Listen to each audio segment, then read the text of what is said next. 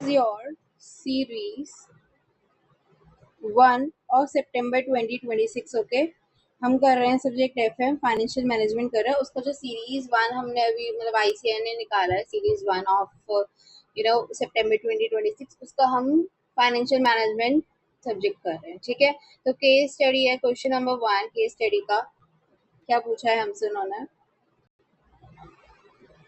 What will be the annual increment. हमें क्या निकालना है, एनुअल इंक्रीमेंट। इंक्रीमेंट निकालना है यानी सरप्लस या फिर जो कम होता है, यानी कि हमें परफेक्ट वैल्यू निकालना है। एनुअल इंक्रीमेंट कंट्रीब्यूशन डेप्रिसिएशन से पहले कितना एनुअली इंक्रीमेंट हुआ कंट्रीब्यूशन में, डेप्रिसिएशन से पहले, टैक्स से पहले, from processing the waste further. Waste को फर्दर ना प्रोसेस करते हुए उससे पहले हमारा कितना इंक्रीमेंट हुआ एनुअली कंट्रीब्यूशन में, डेप्रिसिएशन और टैक्स से पहले। नहीं पूछा है हमसे, देखते हैं कितना हुआ है, क्या हुआ है, क्या क्वेश्चन है, मतलब क्या स्टडी है। Jenny Components Limited is a leading manufacturer of industrial metal sheets and precision engineered components supplied to automobile, infrastructure and construction companies across India. Over the last few years, the company has expanded its production capacity. Company ने बढ़ाया अपना production capacity significantly due to the rising demand. Demand की वजह से from electric vehicle manufacture and large scale infrastructure project. However, जो manufacturing operation है company का, वो generate substantial quantities of metal scrap. तो जो प्रोडक्शन हो रही है उसकी वजह से क्या हो रहा है, स्क्रैप भी प्रोड्यूस हो रहा है, मेटल स्क्रैप प्रोड्यूस हो रहा है। Chemical waste as a by product के रूप में क्या क्या आ रहा है हमारे पास, मेटल स्क्रैप आ रहा है और केमिकल वेस्ट आ रहा है of the production process. So what we will do, देखो एट द प्रेजेंट में क्या है, company dispose of the waste through an external waste management. क्या कर रही है कंपनी, डिस्पोज कर रही है उस वेस्ट को एक्सटर्नल वेस्ट मैनेजमेंट एजेंसी को, और इनकर करके डिस्पोजल चार्ज, मतलब उसको भी अब डिस्पोज करने में जो हमारा स्क्रैप वगैरह प्रोड्यूस हुआ उसको क्या बोलते हैं, हमें डिस्पोज करने में पैसे लग रहे हैं। कितने लग रहे हैं, 0.50 पर किलोग्राम। ठीक है, इतने लग रहे हैं। Under normal operating conditions the company generates approximately 20 lakh kilograms of waste annually. Annually कितना kilograms of waste कर रही है कंपनी, प्रोड्यूस 20 lakhs का। ठीक है, ओके। तो recently increasing environmental compliance requirement, अभी क्या और एनवायरमेंटल कंप्लायंस बढ़े जा रहे हैं और राइजिंग वेस्ट मैनेजमेंट कॉस्ट भी बढ़ रही है। तो मैनेजमेंट ने एक्सप्लोर किया कि जो वेस्ट मटेरियल है उसको हम कमर्शियली यूज करते हैं इंस्टेड ऑफ बीइंग डिस्कार्डेड। उसको डिस्कार्ड करने से अच्छा हम उसका कुछ बनाते हैं, उसको कुछ कमर्शियली यूटिलाइज करते हैं, क्योंकि फिर उसमें कॉस्ट भी लग रही है डिस्कार्ड करने में, ये तो है नहीं फ्री में जा रहा है। तो after conducting detail technical research and laboratory testing, यानी उसने आर&डी वगैरह करी, एंड एक्सपेंडिचर 12 लाख उसका और खर्च हुए आर&डी में। ठीक है, okay. The company's technical team discovered that the waste could be processed further, कि वो उसने देखा कि वेस्ट को हम और फर्दर प्रोसेस करके कन्वर्ट कर सकते हैं, उसका reusable industrial filler material used in the cement, paint and construction chemical industries उसमें बना सकते हैं। Market survey conducted by the marketing department indicated strong demand for the process material. तो प्रोसेस करके मटेरियल आएगा स्क्रैप से, उसका बहुत ज्यादा स्ट्रॉन्ग डिमांड है। And management expects that the entire quantity process each every year can be sold without any difficulty at selling price of 5। वो कह रहे कि बिना किसी दिक्कत वगैरह के वो आराम से बेचा जा सकता है उस स्क्रैप को, अगर हम प्रोसेस करेंगे कितने में, 5 रुपए पर किलोग्राम। और उसको डिस्कार्ड करने में कितना लग रहा था, 0.5 लग रहा था, और अभी 5 रुपए हम कमा रहे हैं after further processing. The processed further processing activity would require installation of a specialized processing machine costing 1,20,20,00,000 की हमें मशीन लगानी पड़ेगी जिससे वो प्रोसेस होएगा। Machine is expected have useful life of 10 years, 10 साल की उसकी लाइफ होगी। No salvage value at the end of its life. Depreciation of the machine will be charge under the straight line method, ऐसे line से हम charge करेंगे depreciation को। Processing activity would involve, processing activity में क्या आएगा, additional variable processing को, variable cost भी आएगा कितने का, 0.250 per kilogram, along with annual advertisement expenditure भी होगा 4 लाख का एनुअली होगा। Okay, additional fixed operating expenses रहेंगे 6 lakh per annum excluding depreciation, depreciation इसमें एक्सक्लूड है। फाइनेंशियल डायरेक्टर सी के Ananda inform the board of the company cost of the capital जो है कितना परसेंट दे रहा है, कॉस्ट ऑफ कैपिटल सीओसी में दे रखा है 15% and the applicability corporate tax rate दे रखा है 50%। Present value the NAT factor 1 rupees 1 है, फॉर 10 years इज 15% इज 5.5 01 है, हम कैलकुलेट करने की जरूरत नहीं, ऑलरेडी दे रखा है। Management further classified that there will be no loss of quantity, कोई भी क्वांटिटी के लॉस नहीं होगा during the process and annual cash flow, यानी कोई भी नॉर्मल लॉस तो नहीं होगा। Board directors requested the finance team to evaluate the financial viability of the process wasting further instead of disposing it externally. Advice with जो proposal है वो share holder की वेल्थ को एनहांस करेगा, नहीं करना हमें ये भी देखना है। सबसे पहले तो हमें क्वेश्चन क्या पूछा था उसने, हमें इंक्रीमेंटल कंट्रीब्यूशन निकालना था before DNT, depreciation and tax, ठीक है। तो उसके लिए देखो हम कैसे सॉल्व करेंगे। सबसे पहले क्या करते हैं हम, जो हमारी सेल्स होती है कंट्रीब्यूशन का वो लिख रही हूँ, सेल्स, ठीक है। सेल्स जो भी हुई हमारी, उसके अंदर हम क्या करेंगे, लेस करते हैं हम वेरिएबल कॉस्ट को, और क्या लेस करते हैं हम, क्या लेस होता है, फिक्स्ड कॉस्ट नहीं, पहले कंट्रीब्यूशन ही नहीं आ जाता, इससे इतना करना है। सेल्स यानी कि यहाँ पर क्या बात हो रही है, वेस्ट की, तो वेस्ट यानी कितने में सेल हुआ, सेल आउट कितने में हुआ था, वो कितने का था, देखो उसकी क्वांटिटी कितनी थी, 20 लाख थी उसकी क्वांटिटी, और वो कितने में बिका, 5 किलोग्राम में बिक रहा था, देखो 5 पर किलोग्राम में बिक रहा था, तो हमारी रेवेन्यू कितनी हो जाएगी, देखो 20 लाख इंटू 5 यानी कि कितनी, 1 करोड़, राइट। और बस यही आएगा क्या, नहीं, अब ध्यान रखना यहाँ पे, अगर हम डिस्कार्ड करते हैं उसको तो हमारे 0.50 लगते हैं, जो कि अब नहीं लग रहे, तो इसको बोलेंगे डिस्पोजल कॉस्ट से, जो कि वो भी ऐड होती है। समझ में आ रही है मेरी बात, यहाँ पर यही मेन पॉइंट है कि जो हमारी डिस्पोजल कॉस्ट है जो कि सेव हो गई, उसको भी हम ऐड करेंगे। कितना था वो, 20 लाख का 0.5 लग रहा था, जो कि आपको 10 लाख, तो 1 करोड़ प्लस 10 लाख जो है आपका क्या हो गया, रेवेन्यू हो गया। समझ में आ रही है, उसको भी ऐड करोगे, नहीं तो आंसर गलत आएगा। उसके बाद हम वेरिएबल कॉस्ट की बात करते हैं। वेरिएबल कॉस्ट आपकी कितनी है, देखो उसने वेरिएबल कॉस्ट ऑलरेडी गिवन थी कि वेरिएबल प्रोसेसिंग कॉस्ट 2.50, बाकी जो 6 लाख का खर्चा 4 लाख का होता है फिक्स कॉस्ट हो गया, आपका फिक्स्ड कॉस्ट हो गया वो, तो फिक्स्ड कॉस्ट को लेना है, बताइए फिक्स्ड कॉस्ट लेंगे हम, कंट्रीब्यूशन बिफोर टीएनटी बोला है, बताओ हम फिक्स्ड कॉस्ट को लेंगे कि नहीं, हमें फिक्स्ड कॉस्ट को लेना है, क्यों लेना है, कंट्रीब्यूशन में तो वेरिएबल कॉस्ट आता ही नहीं है, लेकिन उसने क्या बोला है, कंट्रीब्यूशन यहाँ पर हम क्या ले रहे हैं, बिफोर डीएनडी, बिफोर डीएनडी यानी डेप्रिसिएशन और टैक्स नहीं लगा, वो ये कह रहे हैं। अगर कुछ ऐसा गिवन होता है, अगर कि इंक्रीमेंटल कंट्रीब्यूशन है बिफोर डेप्रिसिएशन एंड टैक्स है, तो खाली इंक्रीमेंटल कंट्रीब्यूशन दे दे, लेकिन बोले डेप्रिसिएशन और टैक्स से पहले, अगर वो ये बोले डेप्रिसिएशन और टैक्स से पहले, तो हमें क्या करना होता है, हमें ये करना होता है, हमें यहाँ पर फिक्स्ड कॉस्ट भी इसमें से लेस करना पड़ता है, तभी हमारे पास प्रॉफिट आएगा, जिसके अंदर से, जिसको हम कह सकते हैं कि डेप्रिसिएशन नहीं लगी हुई और टैक्स नहीं है इसमें, ठीक है। तो यहाँ पर हमें फिक्स कॉस्ट को भी क्या करना पड़ेगा, माइनस करना पड़ेगा बिफोर डेप्रिसिएशन एंड टैक्स। तो देखो less fix cost, fix cost हमारी कितनी है, 4 lakh plus 6 lakh, that is 10 lakh. क्यों 10 लाख, देखो यहाँ पे 4 लाख इसकी थी,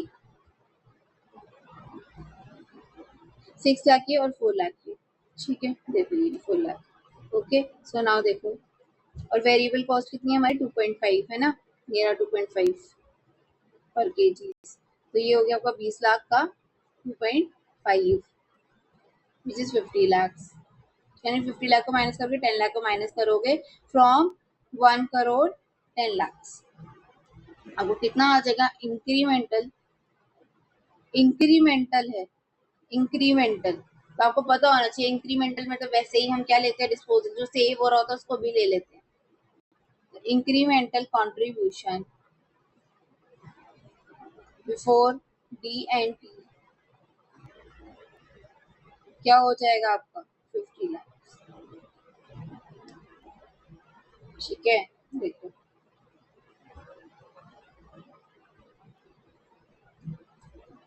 To compute the incremental contribution, we must account क्या direct revenue generated and existing cost saved by avoiding disposal. Disposal को avoid किया हमने, जिससे जो cost save हुई उसको भी लेंगे. The revenue from sales of processing waste कितना है 20 लाख into 5 तो हमारा आ गया 1 करोड़ और existing waste disposal cost कितना है 20 लाख into 0.5 तो आ गया 10 लाख. 2 करोड़ 10 1 करोड़ 10 लाख और यहाँ पे वेरिएबल प्रोसेसिंग कॉस्ट कितनी होगी 20 into 2.5 और हमने लेस किया additional annual fixed cost which is advertisement and other fixed operating expense क्योंकि ये भी एडिशनल है. हमसे क्या पूछा है incremental before depreciation and tax. तो फिक्स्ड एनुअल तो हमारा कितना आ गया 50 लाख. फॉरगेट मतलब भूलना मत अपॉर्चुनिटी बेनिफिट्स को. Many students forget to add the 10 lakh saved on the external disposal charges. Remember avoiding an expenses equivalent to cash inflow. कि अगर हम ये देख रहे हैं कि हमारा खर्चा नहीं हो रहा है यानी कि किस तरीके से हम बचा रहे हैं क्या बोलते हैं money saved is money earn. सुना है उसी तरीके से ले लो. ये कॉन्सेप्ट है कि money saved is money earn उसी पे ही है. ठीक है. इंक्लूडिंग सम रिसर्च कॉस्ट जो 12 लाख का हाँ जो 12 लाख R&D हुई है उसको मत ले लेना कि भाई R&D का भी तो खर्चा हुआ है ये उसको नहीं लेना. वो संक कॉस्ट है हमारी. ठीक है. incurred in the past it must not be deducted from annual contribution. Now question number 2 बोल रहा है what will the annual after tax cash. क्या बोला उसने एनुअल कैश इनफ्लो कितना होगा फ्रॉम फर्दर प्रोसेसिंग प्रपोजल. हमारा कैश इनफ्लो कितना होगा. कैश कैश कैश की बात हो रही है. डेप्रिसिएशन को हम क्या कर देंगे ऐड. हमने लेस किए जो ऐड करेंगे पहले करते हैं ना लेस. देखते हैं कैश फ्लो कैसे निकलता है आपको पता होना चाहिए. देखो हमने अभी क्या निकाला contribution before depreciation and tax 50 lakh निकाला राइट. इसके अंदर अब क्या करें हम डेप्रिसिएशन को लेस कर देते हैं. डेप्रिसिएशन कितना है डेप्रिसिएशन देखो कितना निकलेगा. हमें आ रही कॉस्ट थी मशीन की 1 करोड़ 20 लाख. 1 करोड़ 20 लाख और 10 साल के लिए है ना. 1 साल की निकालनी है हमें तो 1 करोड़ 20 लाख अपॉन 10 आगे 12 लाख जिसको कर देंगे लेस और फिर हमारा आ जाएगा प्रॉफिट बिफोर टैक्स जो कि आएगा 38 लाख. अब हम इसमें टैक्स लगाएंगे. टैक्स कितना परसेंट था 50%. 50% टैक्स था.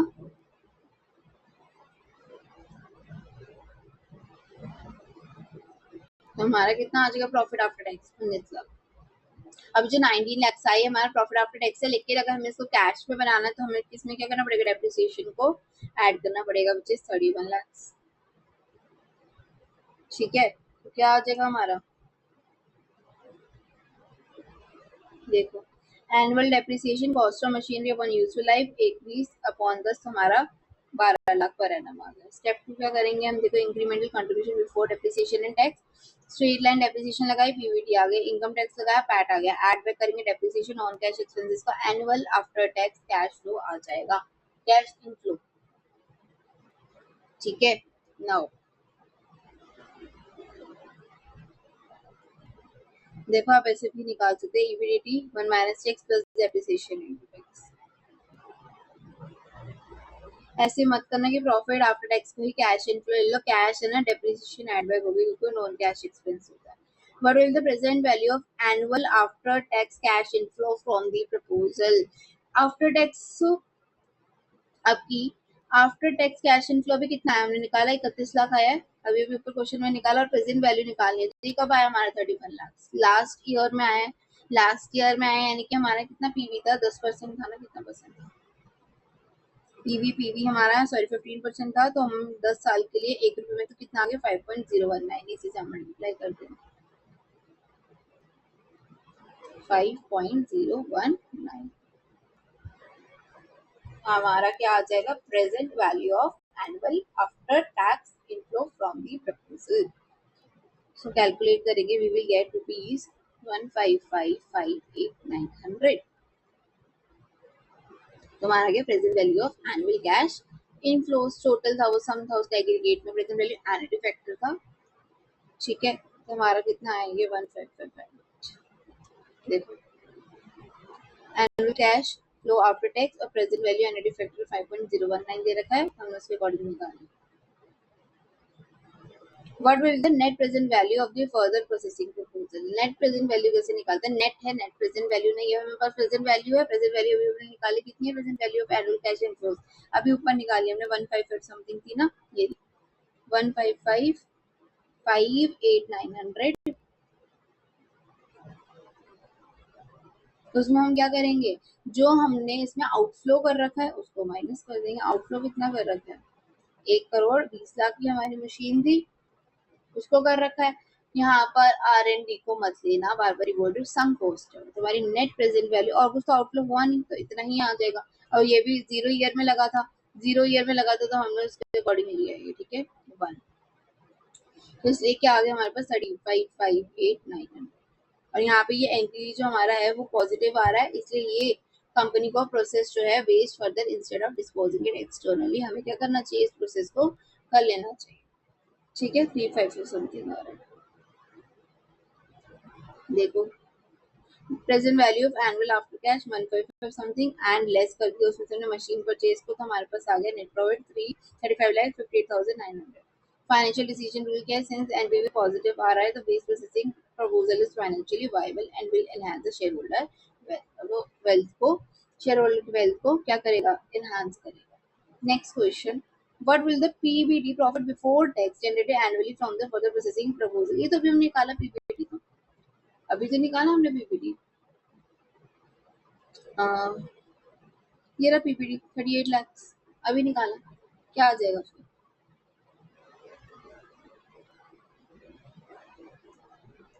38 lakh incremental annual straight line PBT आ गया। देखो सम कॉस्ट टू, देखो पहले historical expenses incur prior to decision date, decision date से पहले अगर हमने कोई भी हिस्टोरिकल एक्सपेंस लिया R&D वगैरह में, जैसे जो होता है कंप्लीटली इररेलेवेंट होते हैं, कंफ्यूज करेंगे, 12 लाख को प्लस माइनस कर दिया दिक्कत हो जाएगी। अपॉर्चुनिटी कॉस्ट क्या होती है, saving in disposal charges for foregone rentals must be added as incremental benefit.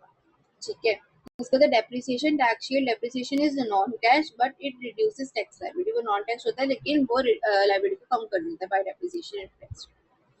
Accept करेंगे प्रोजेक्ट अगर 0 से ज्यादा होगा तो, रिजेक्ट कर देंगे अगर एनपीवी 0 से कम होगा। Now question number 6, stand alone. Total assets और करंट लायबिलिटीज दे रखी है सुनीश लिमिटेड की 45 लाख और 5 लाख।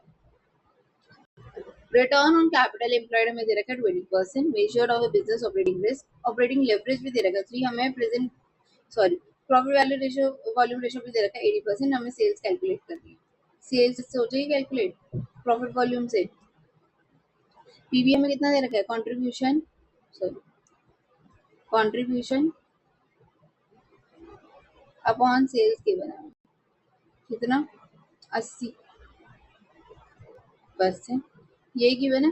ओके, और हमें सेल्स ढूंढनी है, कंट्रीब्यूशन कहाँ से आएगा, contribution operating leverage, operating leverage क्या होता है, कंट्रीब्यूशन अपन ईपीआईडी,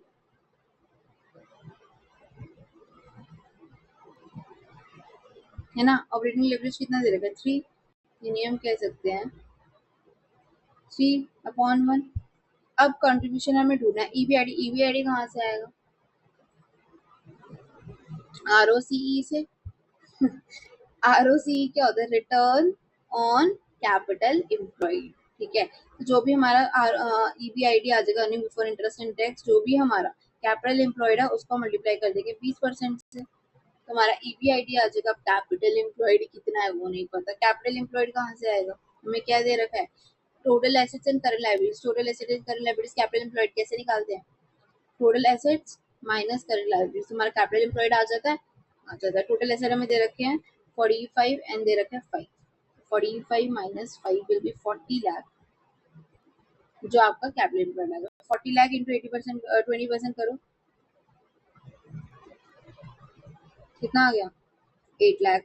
आपका ईबीआईडी 8 लाख आ गया, ईबीआईडी 8 लाख आ गए यहाँ पे, यानी कंट्रीब्यूशन कितना आ जाएगा, 8 से 24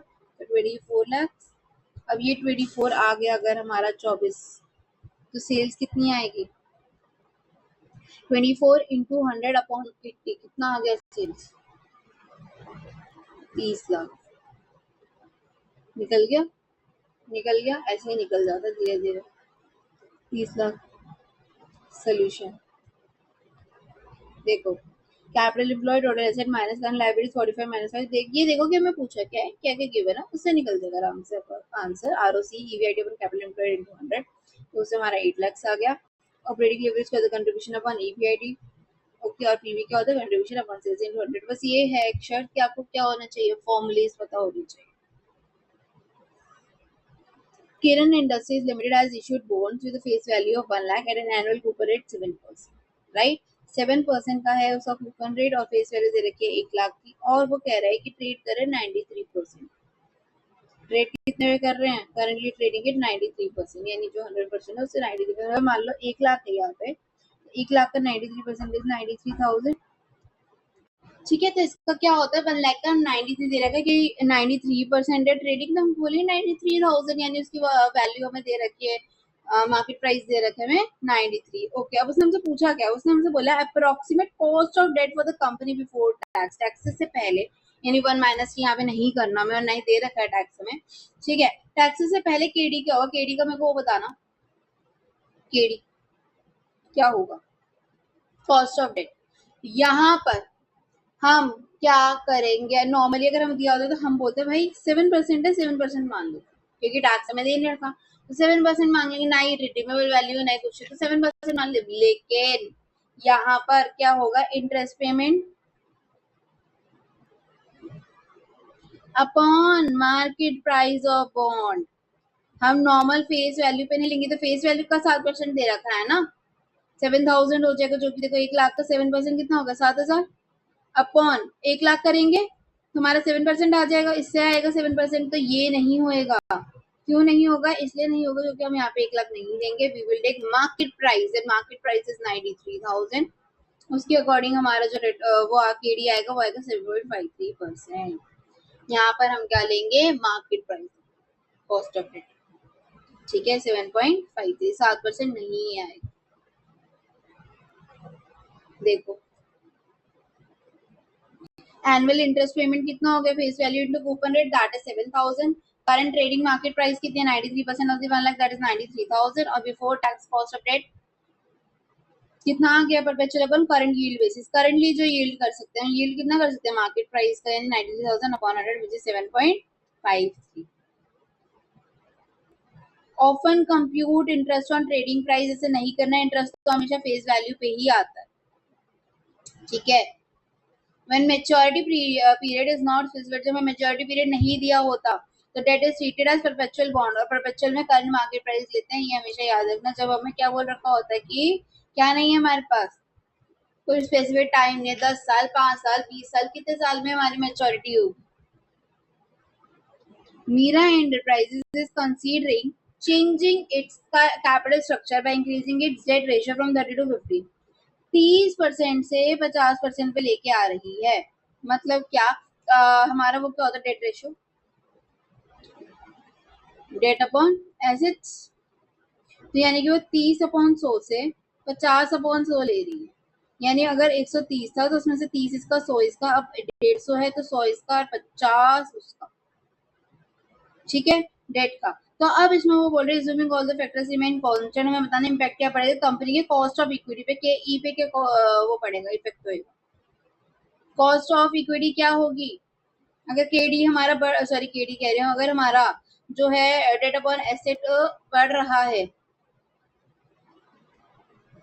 दैट मीन्स हमारा फिक्स इंटरेस्ट भी बढ़ेगा, फिक्स इंटरेस्ट बढ़ेगा यानी केडी बढ़ेगा, केडी बढ़ रहा है यानी कि कॉस्ट ऑफ इक्विटी भी बढ़ेगा, cost of equity will increase, क्योंकि उसने अपना डेट रेशियो रेज कर दिया है, फाइनेंशियल रिस्क बढ़ गया, इक्विटी शेयर होल्डर्स का, अगर इक्विटी शेयर होल्डर्स का फाइनेंशियल रिस्क बढ़ जाता है, यानी कि higher fix interest, greater earnings, equity investor की डिमांड बढ़ेगी, उसको हाइयर रिटर्न मिलेंगे, हाइयर रिटर्न मिलेंगे तो हमारी केई भी इंक्रीज करेगी, ठीक है।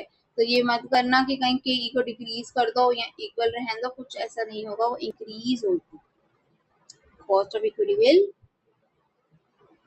इंक्रीज। देखो as a company increases the proportion of debt in its capital structure, जैसे वो डेट अपना बढ़ाती है, फाइनेंशियल लेवरेज हो गया, यानी fix financial obligations, interest burden जो है वो इंक्रीज हो जाएगा, which raises the financial risk of the equity shareholders का रिस्क बढ़ जाएगा.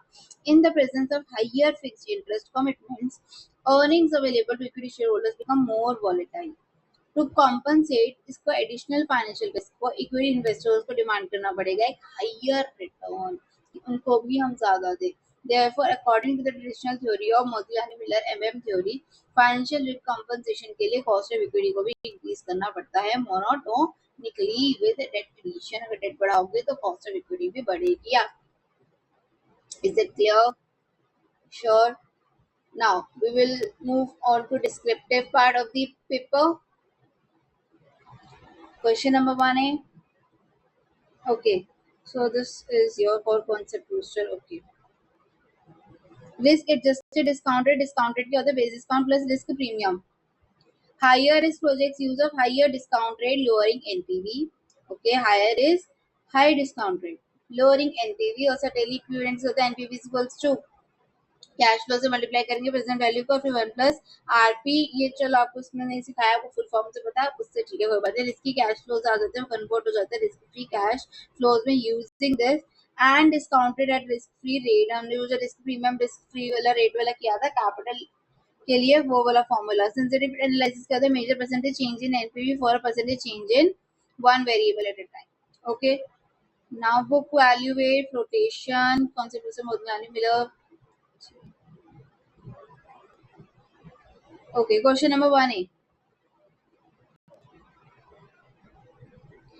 Following is the data available in respect of two companies having same businesses. Capital employed दे रखा है 3 लाख, EBIT 45, KE 12.5. दोनों बिजनेस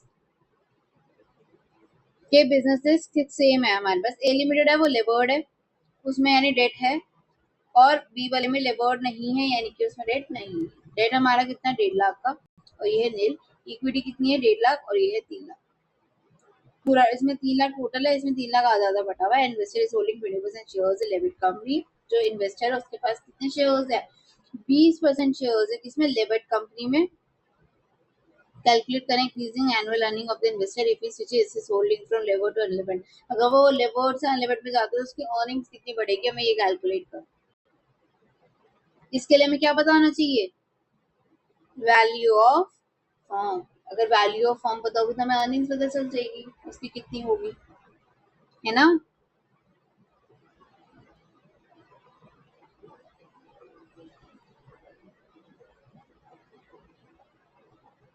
से हम क्या निकाल सकते हैं कि वो पहले कितना कमा रहा है तो लेवर्ड से, और फिर बी में कितना कमा रहा है, फिर उसका जो डिफरेंस होगा उसकी इंक्रीमेंटल अर्निंग है. तो सबसे पहले हमें क्या देखना पड़ेगा कि कितना कमा रहा है ए में और बी में. उसके लिए देखो हमें ईबीआईटी गिवन है 45, अर्निंग्स इंटरेस्ट टैक्स से पहले. तो इसमें इंटरेस्ट लगेगा 10% का 1.5 लाख पे, दैट इज 15,000. इस पे लगेगा नहीं लगेगा. तुम्हारी earning available for equity shareholders आ जाएगी, टैक्स में यहाँ पे कोई गिवन नहीं. अब हमें के ई गिवन है कॉस्ट ऑफ इक्विटी, है ना. 12.5 12.5 दोनों की होगी. तो अगर वैल्यू ऑफ इक्विटी गिवन है उससे हम क्या देखो, चलो सॉल्व भी करते हैं लाइन बाय लाइन. अभी देखो आप खाली ऑपरेटिंग इनकम ईबीआईटी में कितनी गिवन है 45,000. ठीक है, तो 45,000 गिवन है तो 45,000 45,000. अब इंटरेस्ट ऑन डेट कितना आ जाएगा 10% ऑन 1.5 लाख विच इज 15,000 और यहाँ पे क्या आ गया नील. तो earnings available for equity share holders कितनी आई 30,000 एंड 45,000. उसके बाद हमें के कितना गिवन है 12.5 12.5. अब ये हमें गिवन है, तुम्हारी वैल्यू ऑफ इक्विटी आ जाएगी. वैल्यू ऑफ इक्विटी कैसे आई, अर्निंग्स अवेलेबल क्या होता है वैल्यू ऑफ इक्विटी. देखो मार्केट वैल्यू कितना आ गया, अर्निंग्स जो भी हमारे पास है अपॉन के. कैसे क्यों, देखो के ई कॉस्ट ऑफ इक्विटी हमारी किसके इक्वल होती है, किसके इक्वल होगी earnings upon value of firm. यहाँ बोल सकते हैं वैल्यू ऑफ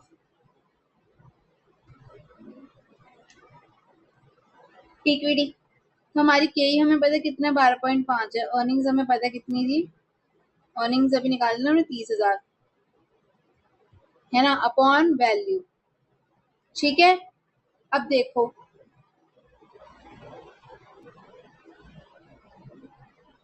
वैल्यू कितना आ जाएगा, 30 upon 12.5 which is 240,000 in 2,40,000 is the value of equity.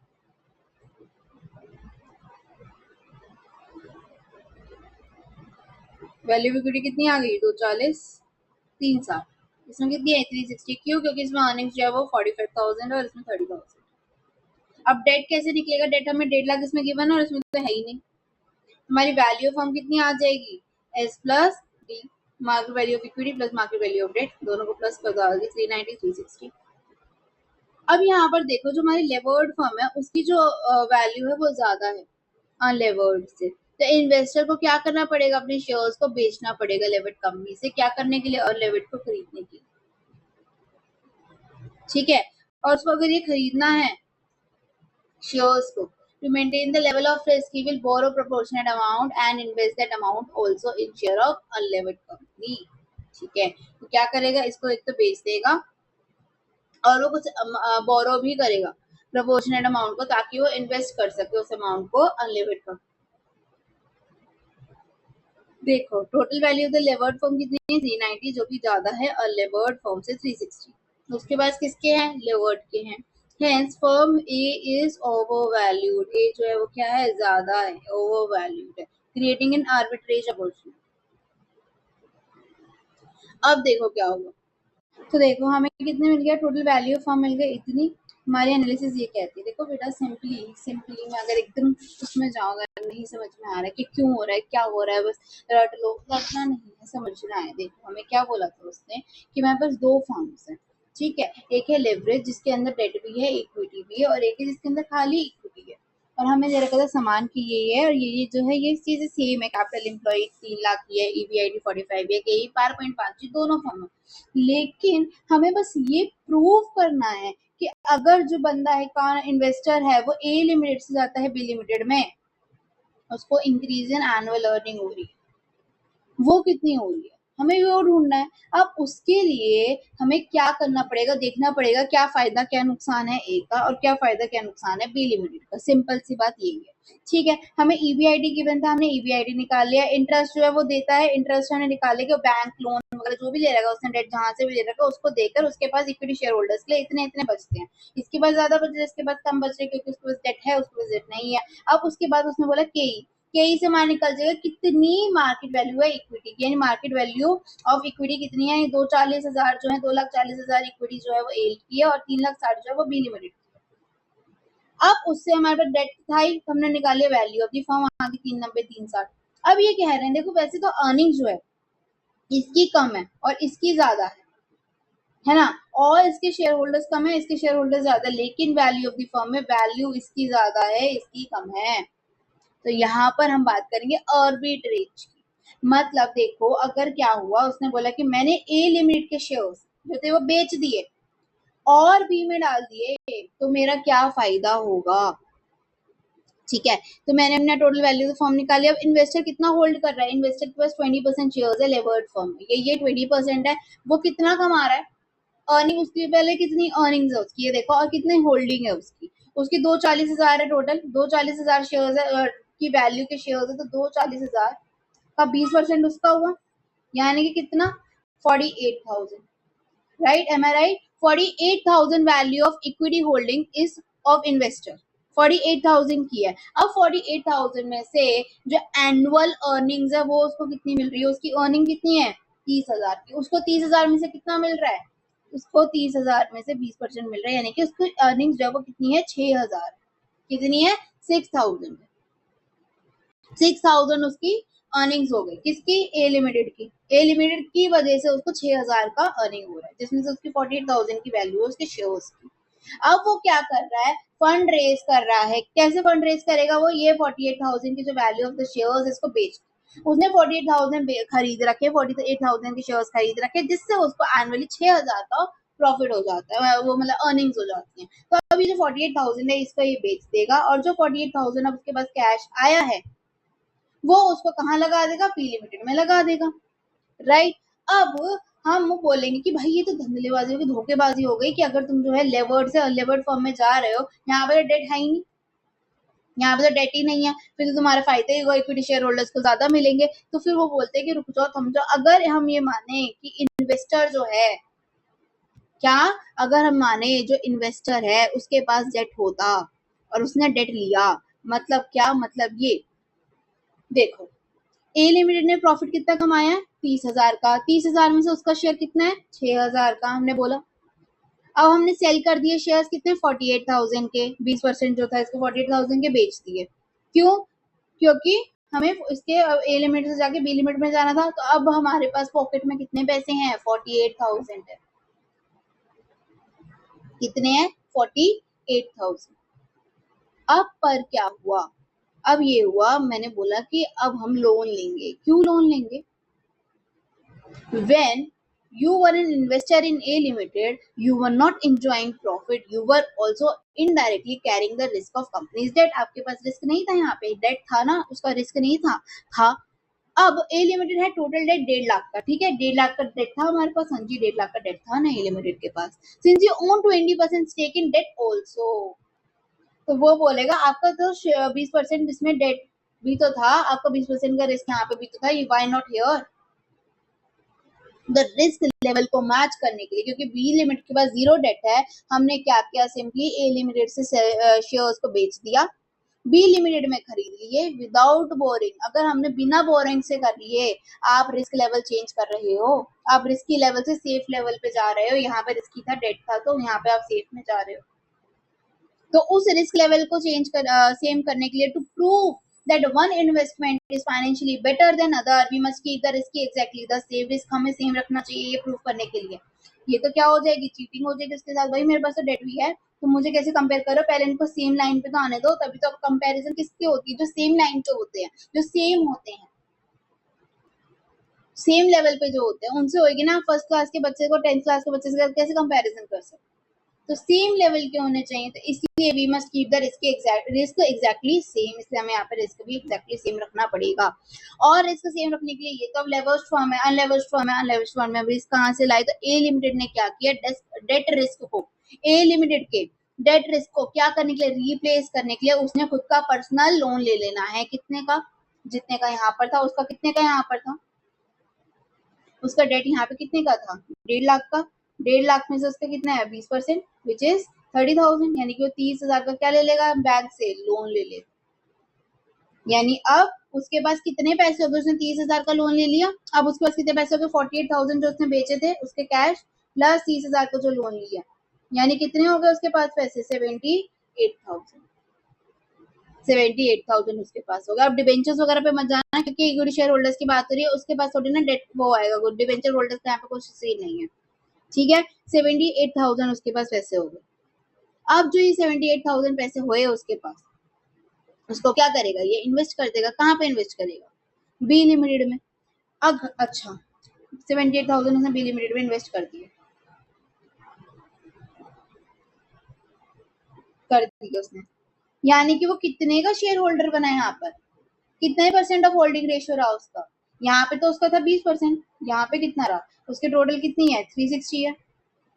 360 है, 78,000 अपॉन 360 इंटू 100, उसको पता चल जाएगा उसकी होल्डिंग कितनी है 21.6 समथिंग आएगा उसका, 667 ऐसे करके 6 बार मान लो कितना आएगा, ये उसकी होल्डिंग रेशियो आ गई। ठीक है जी, इतनी होल्डिंग है, अब उसकी इससे अर्निंग कितनी हो रही है, इतनी उसकी 78,000 उसने ले रखा है, उसकी अब अर्निंग्स कितनी हो रही है, अर्निंग्स किस होगी, 45,000 का 21.66, 45,000 को करो 21.66 कितना आ रहा है, 9749 आ रहा होगा, 9749।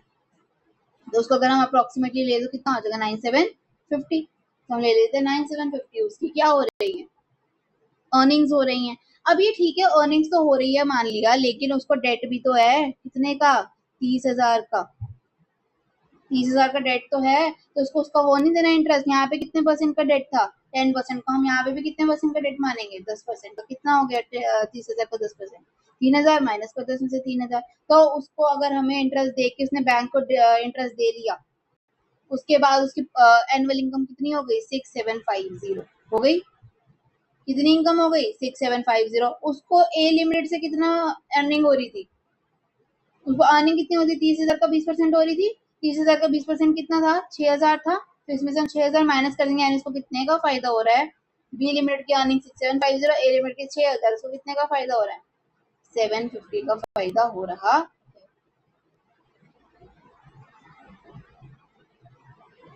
750, यही आपका आंसर है। अब देखो, उसको मैंने आपको वैसे कॉन्सेप्चुअली समझा दिया, लेकिन अब इसको हम शो कैसे करेंगे, इसको सॉल्व कैसे करना है इन योर एग्जाम्स। देखो,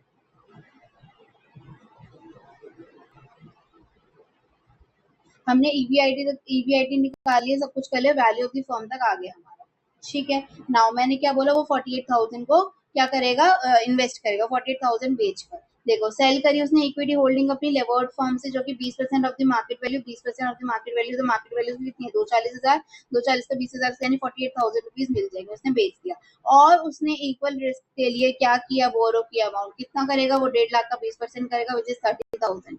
उसने बोरो के 10% इंटरेस्ट के साथ, तो उसके पास टोटल पैसे कितने हो गए, 78,000 हो गए। अगर उसके पास बाई शेयर ऑफ लिमिट कितने के, 78,000 के। नाउ उसने 78,000 खरीदा अनलेवर्ड, 78,000 का 12.5 इसने किया। आप सिंपली क्या करना, 78,000 का आप करना ऐसे, अगर आपको 12.5 वैसे दे रखा केडी, तो आपने उससे केई दे रखा था, उससे निकाल लिया कि भाई 9750 उसकी अर्निंग है, सिंपली निकल जाएगा इससे। नहीं तो अगर थोड़ा सा अगर आपको बचकानी हरकतें करके, जो समझने के लिए मैंने आपको बताया था कि 78,000 अपॉन 360,000 किया, उसका 21.66 बार परसेंटेज आया, फिर इसका जो है आप इसकी अर्निंग से मल्टीप्लाई करोगे, है ना, तो आपका 9750 आएगा, वो यही है। आपने सीधे 70,000 को क्या किया, मल्टीप्लाई कर दिया 12.5 से, वो भी तो आपकी केई तो है, कॉस्ट ऑफ इक्विटी तो है, तो वो आपका रिटर्न आ जाएगा। तो उसमें जब इंटरेस्ट जो था वो दोगे, 6750 आ गया। अर्निंग्स ए वाले की कितनी थी, 6,000, तो आपका कितना आ गया, annual earnings, annual income due to arbitrage 750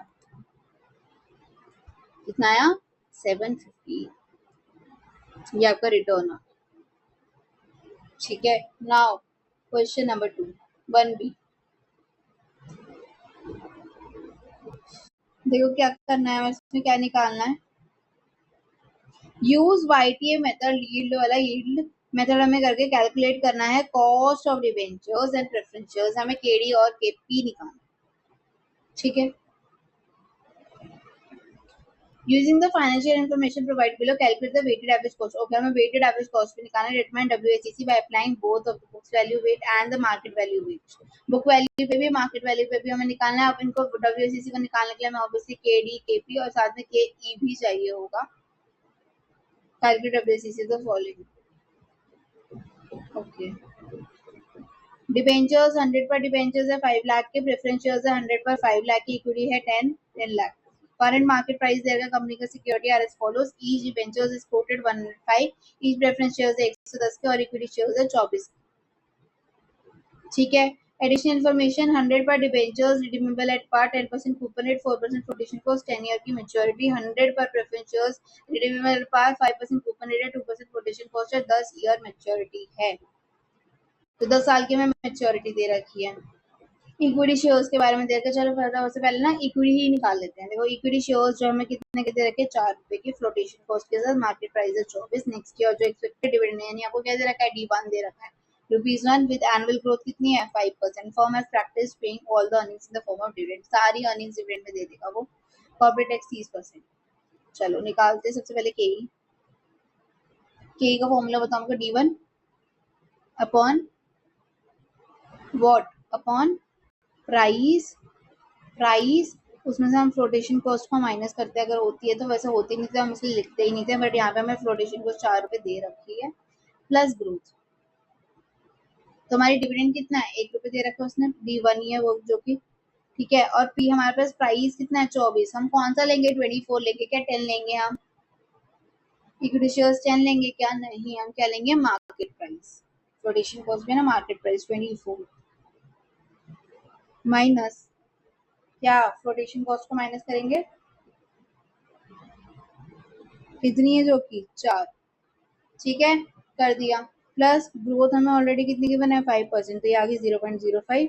solve करेंगे, कितना आ रहा है, 0.1, यानी कि 10%।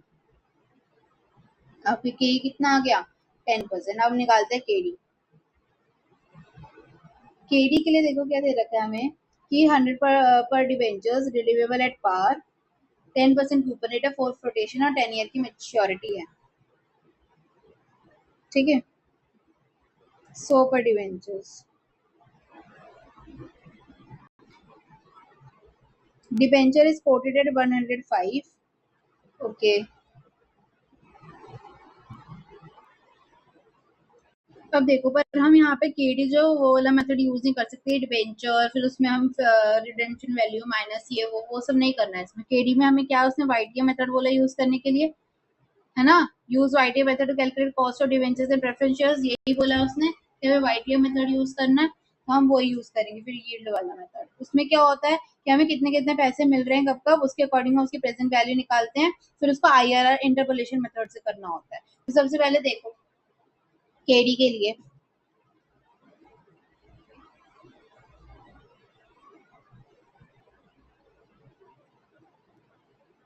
ये ईयर जैसे 0 है, और हमारी जो कैश फ्लोज हुई थी वो, और हमारा डिस्काउंटिंग फैक्टर हम लेंगे कुछ, और यहाँ पे भी डिस्काउंटिंग फैक्टर लेंगे, और फिर हमारी प्रेजेंट वैल्यू यहाँ पे। ठीक है, और यहाँ पे हम टोटल करेंगे, फिर उसका इंटरपोलेशन होगा। देखो सबसे पहले उसने क्या बोला है कि डिबेंचर्स कितने के 100 पर रिडीमेबल एट पार, पार पे रिडीम होंगे यानी 10 साल बाद वो 100 रुपए हमारे लगेंगे। ठीक है, 10% का कूपन रेट यानी 10 रुपीज लगेंगी, 10 रुपीज हमारा 1 साल का वो होएगा। 4 फ्लोटेशन कॉस्ट है, यानी कि मार्केट प्राइस कितनी है, हमारी मार्केट प्राइस 105 है, 105 का 4% माइनस कर दो, वो हमारा अभी लगेगा। कितना होगा बताना जरा, 105 माइनस 4%, 100.8, यानी 100.8 हमारा अभी लग रहा है, कैश फ्लो हो रहा है हमारा। ठीक है, और 1 to 10 में का आ जाएगा हमारा इंटरेस्ट। इंटरेस्ट कितना है 10, लेकिन हमारे टैक्स को माइनस करेंगे, टैक्स में कितना गिवन है, टैक्स टैक्स टैक्स 30% का टैक्स है, यानी 10 माइनस 30% यानी कि 7, यानी 7 हमें मिल रहा है। ठीक है, यानी 100.8 0 साल में जब इनिशियल स्टेजेस पे 1 to 10 में हमें 7 रुपए मिलेंगे, और 10 पे 100 रुपए देने पड़ेंगे। ओके, नाउ डिस्काउंटिंग फैक्टर क्या है बताओ, एक में आना चाहिए पॉजिटिव, एक में आना चाहिए नेगेटिव वैल्यू। कितने साल के लिए 4% है, 10% कूपन रेट है, 10 इयर्स की मेच्योरिटी है, बताओ। कम कम वाला ही ले ले, 5 और 10%, 5 और 7% ले लेते हैं, करके देखेंगे। 100.8 इंटू 1, तो 100.8 पूरा पूरा आ जाएगा एज इट इज। फिर उसके बाद 1 to 10 का 5% रेट पर हम अगर पीवीएएफ निकालेंगे तो हमें मिलेगा 7.722। ठीक है, और 100 का निकालेंगे, 10th ईयर के लिए निकालेंगे 5% का निकलेगा 0.614, और यहाँ के लिए 7% के लिए निकलेगा 0.508। वैसे ही 1 to 10 के लिए निकलेगा 7.024, और ये तो 1 होता ही है, तो यहाँ पे वो भी सेम रहेगा। तो 7 इंटू 7.22 और 7 इंटू 7.024 कितना आएगा, 54.05, और यहाँ पे आएगा 49.17, और जो 0.614 है उसको हम मल्टीप्लाई करेंगे 100 से, तो हमारे पास आ जाएगा 61.40, और इसको इससे मल्टीप्लाई करेंगे तो आ जाएगा 50.80। अब देखो हमें यहाँ पर पॉजिटिव में आ रहा है 14.65, और यहाँ पे आएगा नेगेटिव में आपका 0.83। हमें तो पॉजिटिव नेगेटिव चाहिए होते हैं, तो अब हम इंटरपोलेशन मेथड करते हैं। क्या फॉर्मूला होता है इंटरपोलेशन का आईआर का, स्मॉलर रेट प्लस क्या, जो स्मॉलर रेट की वैल्यू होती है अपॉन स्मॉलर रेट की value minus present value of कौन सा, बड़े वाला रेट का।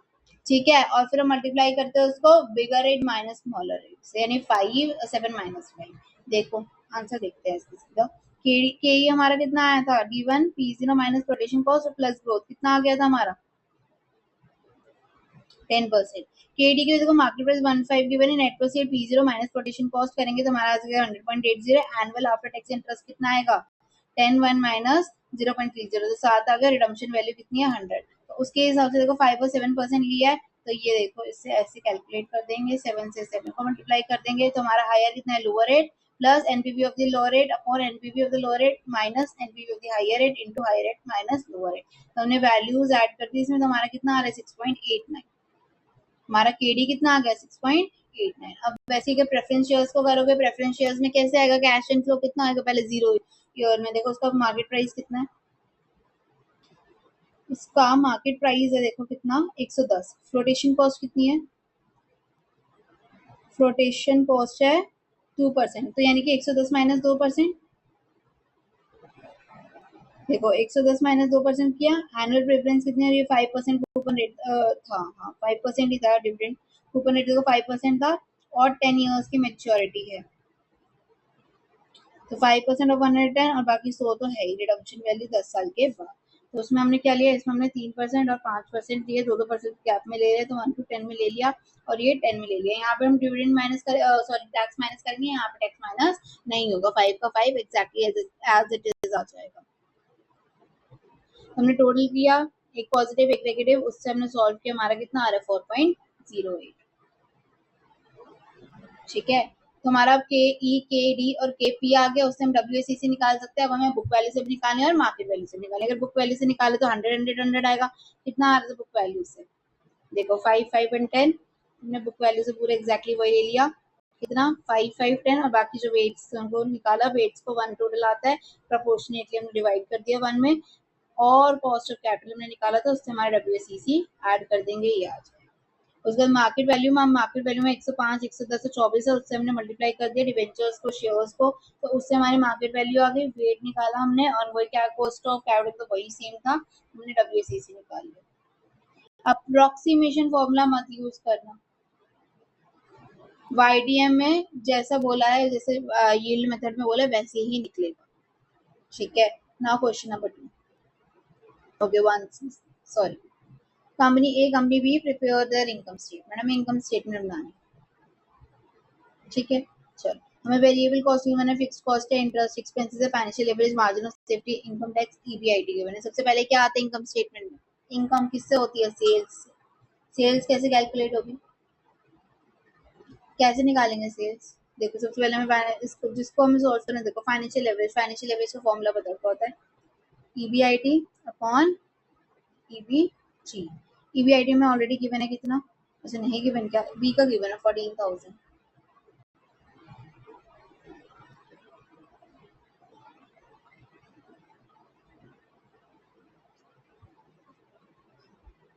फाइव अपॉन वन गिवन है, ठीक है, और हमें ईबीआईटी गिवन है 14,000। बताओ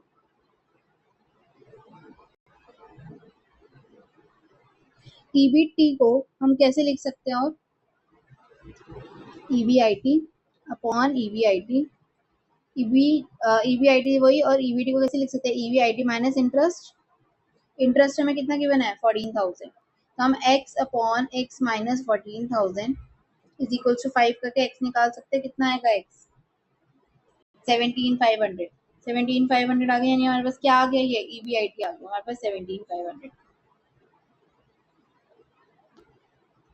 कैसे निकाला हमने, financial average is equal to EBIT upon EBIT minus interest.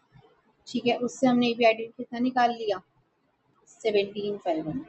चलो हमारा एक चीज मिस हो गई, और क्या है margin of safety, margin of safety से क्या कुछ निकल सकता है, मार्जिन ऑफ सेफ्टी अच्छा इसमें नहीं दे रहा था सॉरी, और हमें इसमें गिवन है इंटरेस्ट, और ये हो गया इंटरेस्ट है, फिक्स्ड कॉस्ट है, वेरिएबल कॉस्ट है, ईबीआईटी है हमारे पास। बताओ सेल्स की बात करें, सेल्स से हमारे पास पहले हमें इनकम स्टेटमेंट में क्या चाहिए होता है, देखो sales minus variable cost minus contribution, ये भी हम ए की बात करें, ठीक है, और फिर हमें क्या है कंट्रीब्यूशन, कंट्रीब्यूशन में हम फिक्स्ड कॉस्ट में फिक्स्ड कॉस्ट करेंगे, फिक्स्ड कॉस्ट के बाद क्या आता है माइनस करके ईबीआईटी, ईबीआईटी में इंटरेस्ट टैक्स,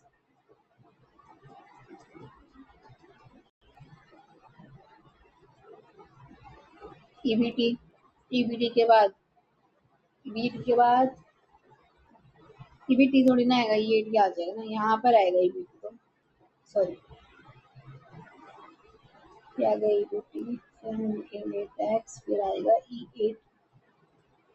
ठीक है, चलो तो हमारे पास सेल्स ने गिवन है, वेरिएबल कॉस्ट गिवन है, हाँ वेरिएबल कॉस्ट है 88,000। कंट्रीब्यूशन पता है क्या, हमें नहीं पता, कोई बात नहीं। फिक्स्ड कॉस्ट है 26,500 और ईबीआईटी हमारे पास कितना है 17,500। क्या हम कंट्रीब्यूशन निकाल सकते हैं बैलेंसिंग फिगर से, बता दो जरा, ईबीआईटी प्लस फिक्स्ड कॉस्ट करके कितना आएगा 44,000।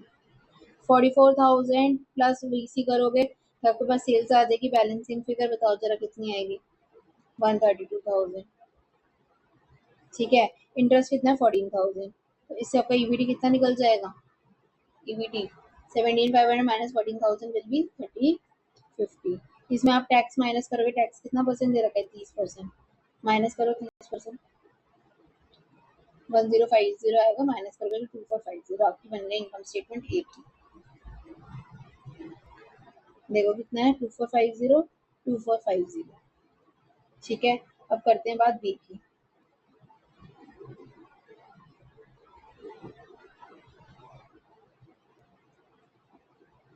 सबसे पहले सेल्स कितनी है देखो, नहीं गिवन है, वेरिएबल कॉस्ट है 50% ऑफ सेल्स, चलो ठीक है। और कंट्रीब्यूशन नहीं है, फिक्स कॉस्ट नहीं दे रखा है, इंटरेस्ट एक्सपेंस है 11,000। ओके, फाइनेंशियल लेवरेज भी नहीं दे रखा, मार्जिन ऑफ सेफ्टी दे रखा है, मार्जिन ऑफ सेफ्टी का उल्टा क्या होता है, मार्जिन ऑफ सेफ्टी का उल्टा क्या होता है, ऑपरेटिंग लेवरेज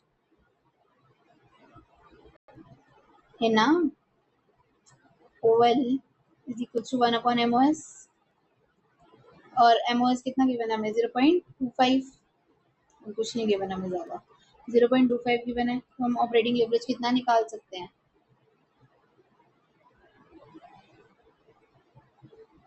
4। और ऑपरेटिंग लेवरेज को और कैसे लिख सकते हैं हम, कंट्रीब्यूशन अपॉन ईबीआईटी, ईबीआईटी हमें गिवन है पहले से कितना 14, यानी कंट्रीब्यूशन हमारा कितना आ जाएगा 4 इंटू 14,000, हमारा कितना आ गया 56,000, हमारे पास कंट्रीब्यूशन है 56,000। ओके, और कुछ है क्या, नहीं। अगर हमारे पास वेरिएबल कॉस्ट 50% ऑफ सेल्स है तो क्या होगा, अगर ये है हमारे पास x और ये है हमारे पास x/2, तो x माइनस x/2 हमें कितना है 56,000, यानी कि क्या x/2 इज इक्वल टू 56,000, यानी कि x क्या आ गया हमारे पास 56,000 इंटू 2 विच विल बी 1,12,000, यानी कि ये हमारे पास कितना आ गया 1,12,000, यानी कि ये हमारे पास कितना है 56,000। ठीक है, ओके। नाउ ईबीआईटी में ऑलरेडी गिवन है 14,000 का, तो इससे हम ये निकाल सकते हैं बैलेंसिंग फिगर, कितना आएगा बैलेंसिंग फिगर फिक्स कॉस्ट का 42,000। इंटरेस्ट निकालो जरा, इंटरेस्ट गिवन था क्या, इंटरेस्ट हाँ 11,000 गिवन इंटरेस्ट, ये आपका आ जाएगा 3,000, इसका 30% करोगे आ जाएगा 600, है ना, तो सॉरी 30% करोगे तो इसका आएगा 900, तो आपका कितना आ जाएगा 2100, आ गया 2100। ठीक है, now finally question number 2, determine करना है credit period to be allowed to each customer, हर एक कस्टमर को कितना हम क्रेडिट पीरियड अलाउ करेंगे। ठीक है, assuming 360 days in a year for calculation purpose, but other problems the company might face in allowing the credit period as it went in above. चलो ये तो theoretical है पर पहले हमें एक कैलकुलेट करना पड़ेगा. क्या कैलकुलेट करने को बोला उसने कि हमें बताओ क्रेडिट पीरियड जो हमें अलाउ करना चाहिए हर एक कस्टमर को, कितना क्रेडिट पीरियड अलाउ करना चाहिए. ठीक है,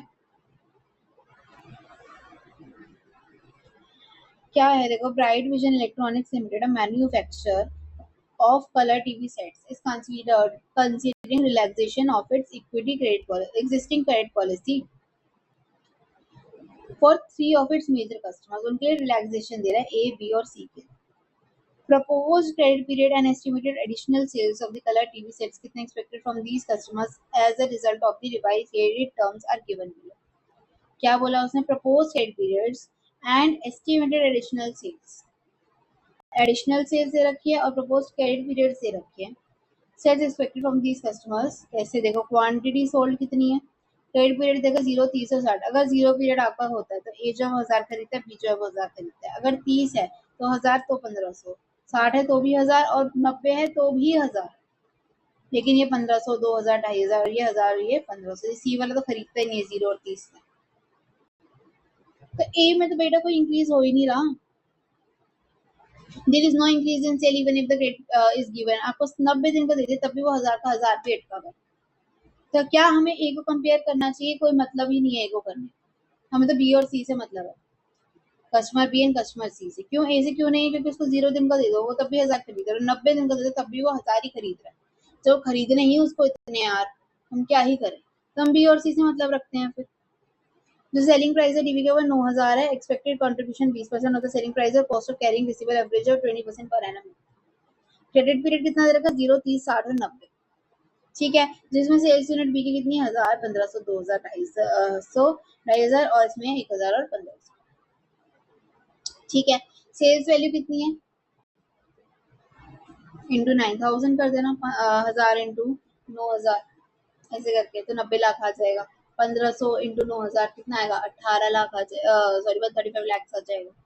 ऐसे करके देखो, customer A purchase 1000 TV sets under 0 days credit और continues to purchase exactly 1000 TV set even if credit period जो है वो एक्सटेंड कर देते हैं 30, 60 या 90. तो अगर एक्सटेंडेड क्रेडिट जो है वो 0 इंक्रीमेंटल सेल्स कर रहा है, वो बढ़ा ही नहीं रहा है सेल्स को, कंट्रीब्यूशन को, तो उसको increase by increasing the carrying cost of receivables. लेकिन रिसीवेबल्स हमारी कैरिंग कॉस्ट बढ़ रही है, तो optimal credit period allowed to the customer is 0 days. उसको 0 का ही दो भाई, तुम दो ही नहीं, क्रेडिट पीरियड दो ही नहीं, तो तभी 1000 ही खरीदेगा स्ट्रिक्ट कैश टर्म्स. अब बात करते हैं बी और सी की कस्टमर्स की. सेलिंग प्राइस दे रखा है, contribution, cost of sales, carrying cost और फॉर्मूला रिसीवेबल्स का. क्या होता है फॉर्मूला रिसीवेबल?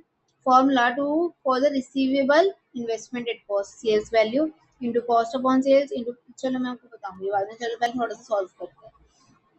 सेल्स इतनी दे रखी है 0 days में, 30, 60 और 90 में. सेल्स वैल्यू आ गई आपके पास, इसको मल्टीप्लाई किससे कर देंगे? 90,000 से कर दिया. सेल्स वैल्यू आ गई इन लैक्स इतनी. कंट्रीब्यूशन कितना की बनता है? 20% कंट्रीब्यूशन निकाल लिया. उसके बाद अब बात करते हैं ना पैसे कब मिलते हैं और कितने मिलते हैं. ठीक है, सबसे पहले एक कस्टमर है 0 में 1000. ठीक है, क्रेडिट पीरियड कितना है उसका? 0. ठीक है, क्रेडिट पीरियड जब 0 है, कितना रिसीवेबल है? रिसीवेबल में क्या होता है? क्रेडिट पीरियड जितना हमें क्रेडिट दिया है इनटू सेल्स कितनी थी अपॉन 360. कितने दिन का क्रेडिट दिया अपॉन 360 इनटू सेल्स, हमारी कितनी आ जाएगी? कितना हमें मिलने वाला है? क्रेडिट पीरियड ही 0 है, रिसीवेबल भी कितना होगा इसमें? 0. तो 0 ईयर में तो 0 0 ही आएगा. राइट नाउ सेकंड का देखो, क्रेडिट पीरियड हमें कितने का गिवन है? 30 अपॉन 360 इंटू सेल्स. सेल्स कितने की हुई है? देखो 30 में सेल्स हुई हमारी 135 इंटू करो 135, बताओ मुझे कितना आएगा? 11.24 आ रहा है. ठीक है, 11.24 समथिंग आ रहा है, तो हमने ले लिया 11.25 अप्रोक्स करके. वैसे ही ये सारे कैलकुलेट हो जाए. हमने सिर्फ क्या किया? हमने प्रोपोर्शन निकाला है कि अगर हमें मान लो 30 दिन का क्रेडिट दिया है 360 में से, तो हमारी सेल्स कितनी वापस आ जाएगी. इतनी वापस आ रही है हमारे पास। ठीक है, नाउ रिसीवेबल्स आ गई हमारे पास। अब investment in debtors at cost. Investment कैसे? Debtors at cost. देखो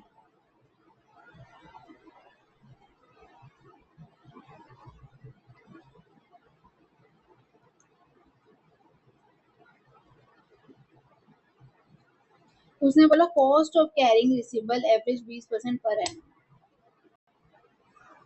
क्या है? 20% पर एनम कॉस्ट है। ठीक है, तो ये तो cost of carrying of debtors आगे कि 20% लग रहे हैं हमें उसको कैरी करने। ओके, नाउ अब वो क्या बोल रहे हैं कि कॉस्ट ऑफ कैरिंग रिसीवेबल्स वो हमारी 20% है, कि हम जो रिसीवेबल्स को पाल रहे हैं, ये जो रिसीवेबल्स है हमारे 30 दिन तक 60 दिन तक, इनको पालने के, इनको रखने के, इनको मतलब कैरी करने के लिए हमें 20% लग रहा है। 20% किसका लग रहा है? डेटर्स का ही लगेगा ऑब्वियसली। तो डेटर्स हमारे कितने के हैं? डेटर्स हमारे कितने के हैं? देखो हमारे डेटर्स कितने के हैं? 90, 135, 180 ये सब है।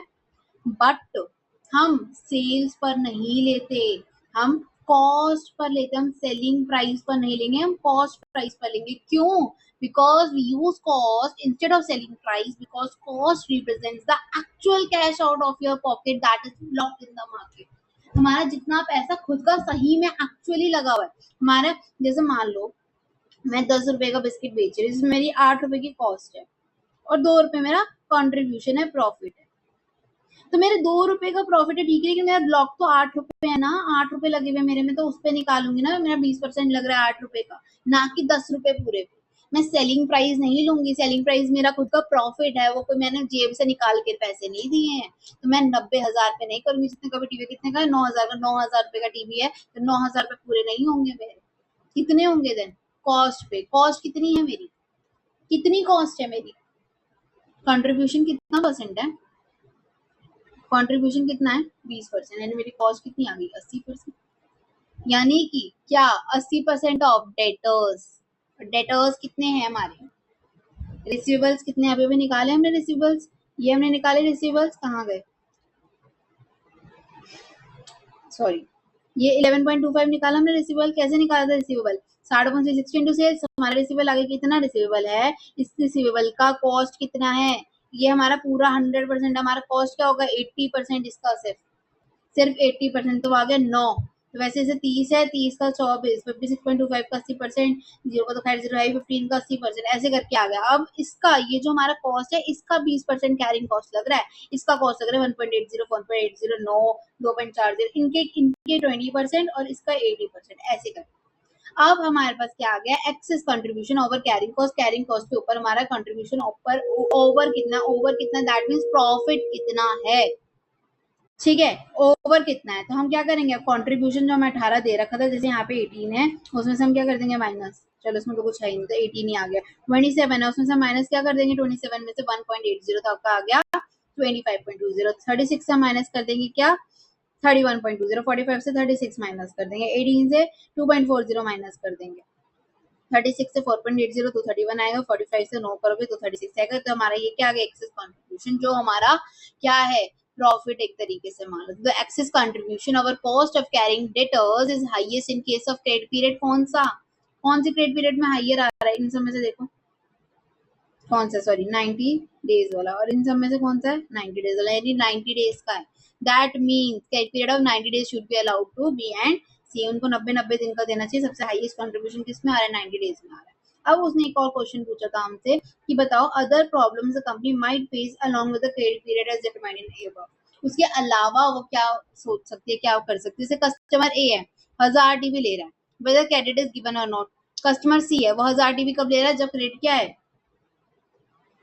क्रेडिटर क्या है? सी 60 डेज का दे रहा है। तो ए ऑल्सो में demand credit for 60 days compulsory. A भी बोलेगा भाई तुम सी को दे रहे हो, मुझे क्यों नहीं दे रहे? मुझे भी तो दो, मैं भी तो 1000 ही ले रहा हूँ। अब बी जो है वो क्या कर रहा है? 2500 ले रहा है, कब? 90 दिन में। और सी 1500 ही ले रहा है 90 दिन में। अब बी डिमांड करेगा मुझे और रिलैक्सेशन क्रेडिट पीरियड दो, 120 दिन दो।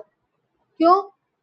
बी क्यों बोलेगा मुझे 120 दिन दो, क्योंकि भाई सी तो 1500 ही ले रहा है, तो सी की कंपैरिजन में ए और बी भी जिद करेंगे बच्चों की तरह, तो ये प्रॉब्लम आ सकती है। देखो, customer is 0 days, customer B 90 and customer C also 90. Customer discrimination and friction, customer A जो है 1000 TB ले रहा है 0 दिन में, whereas C जो है वो 60 या 90 दिन में ले रहा है, great for the purchasing the same or lower value।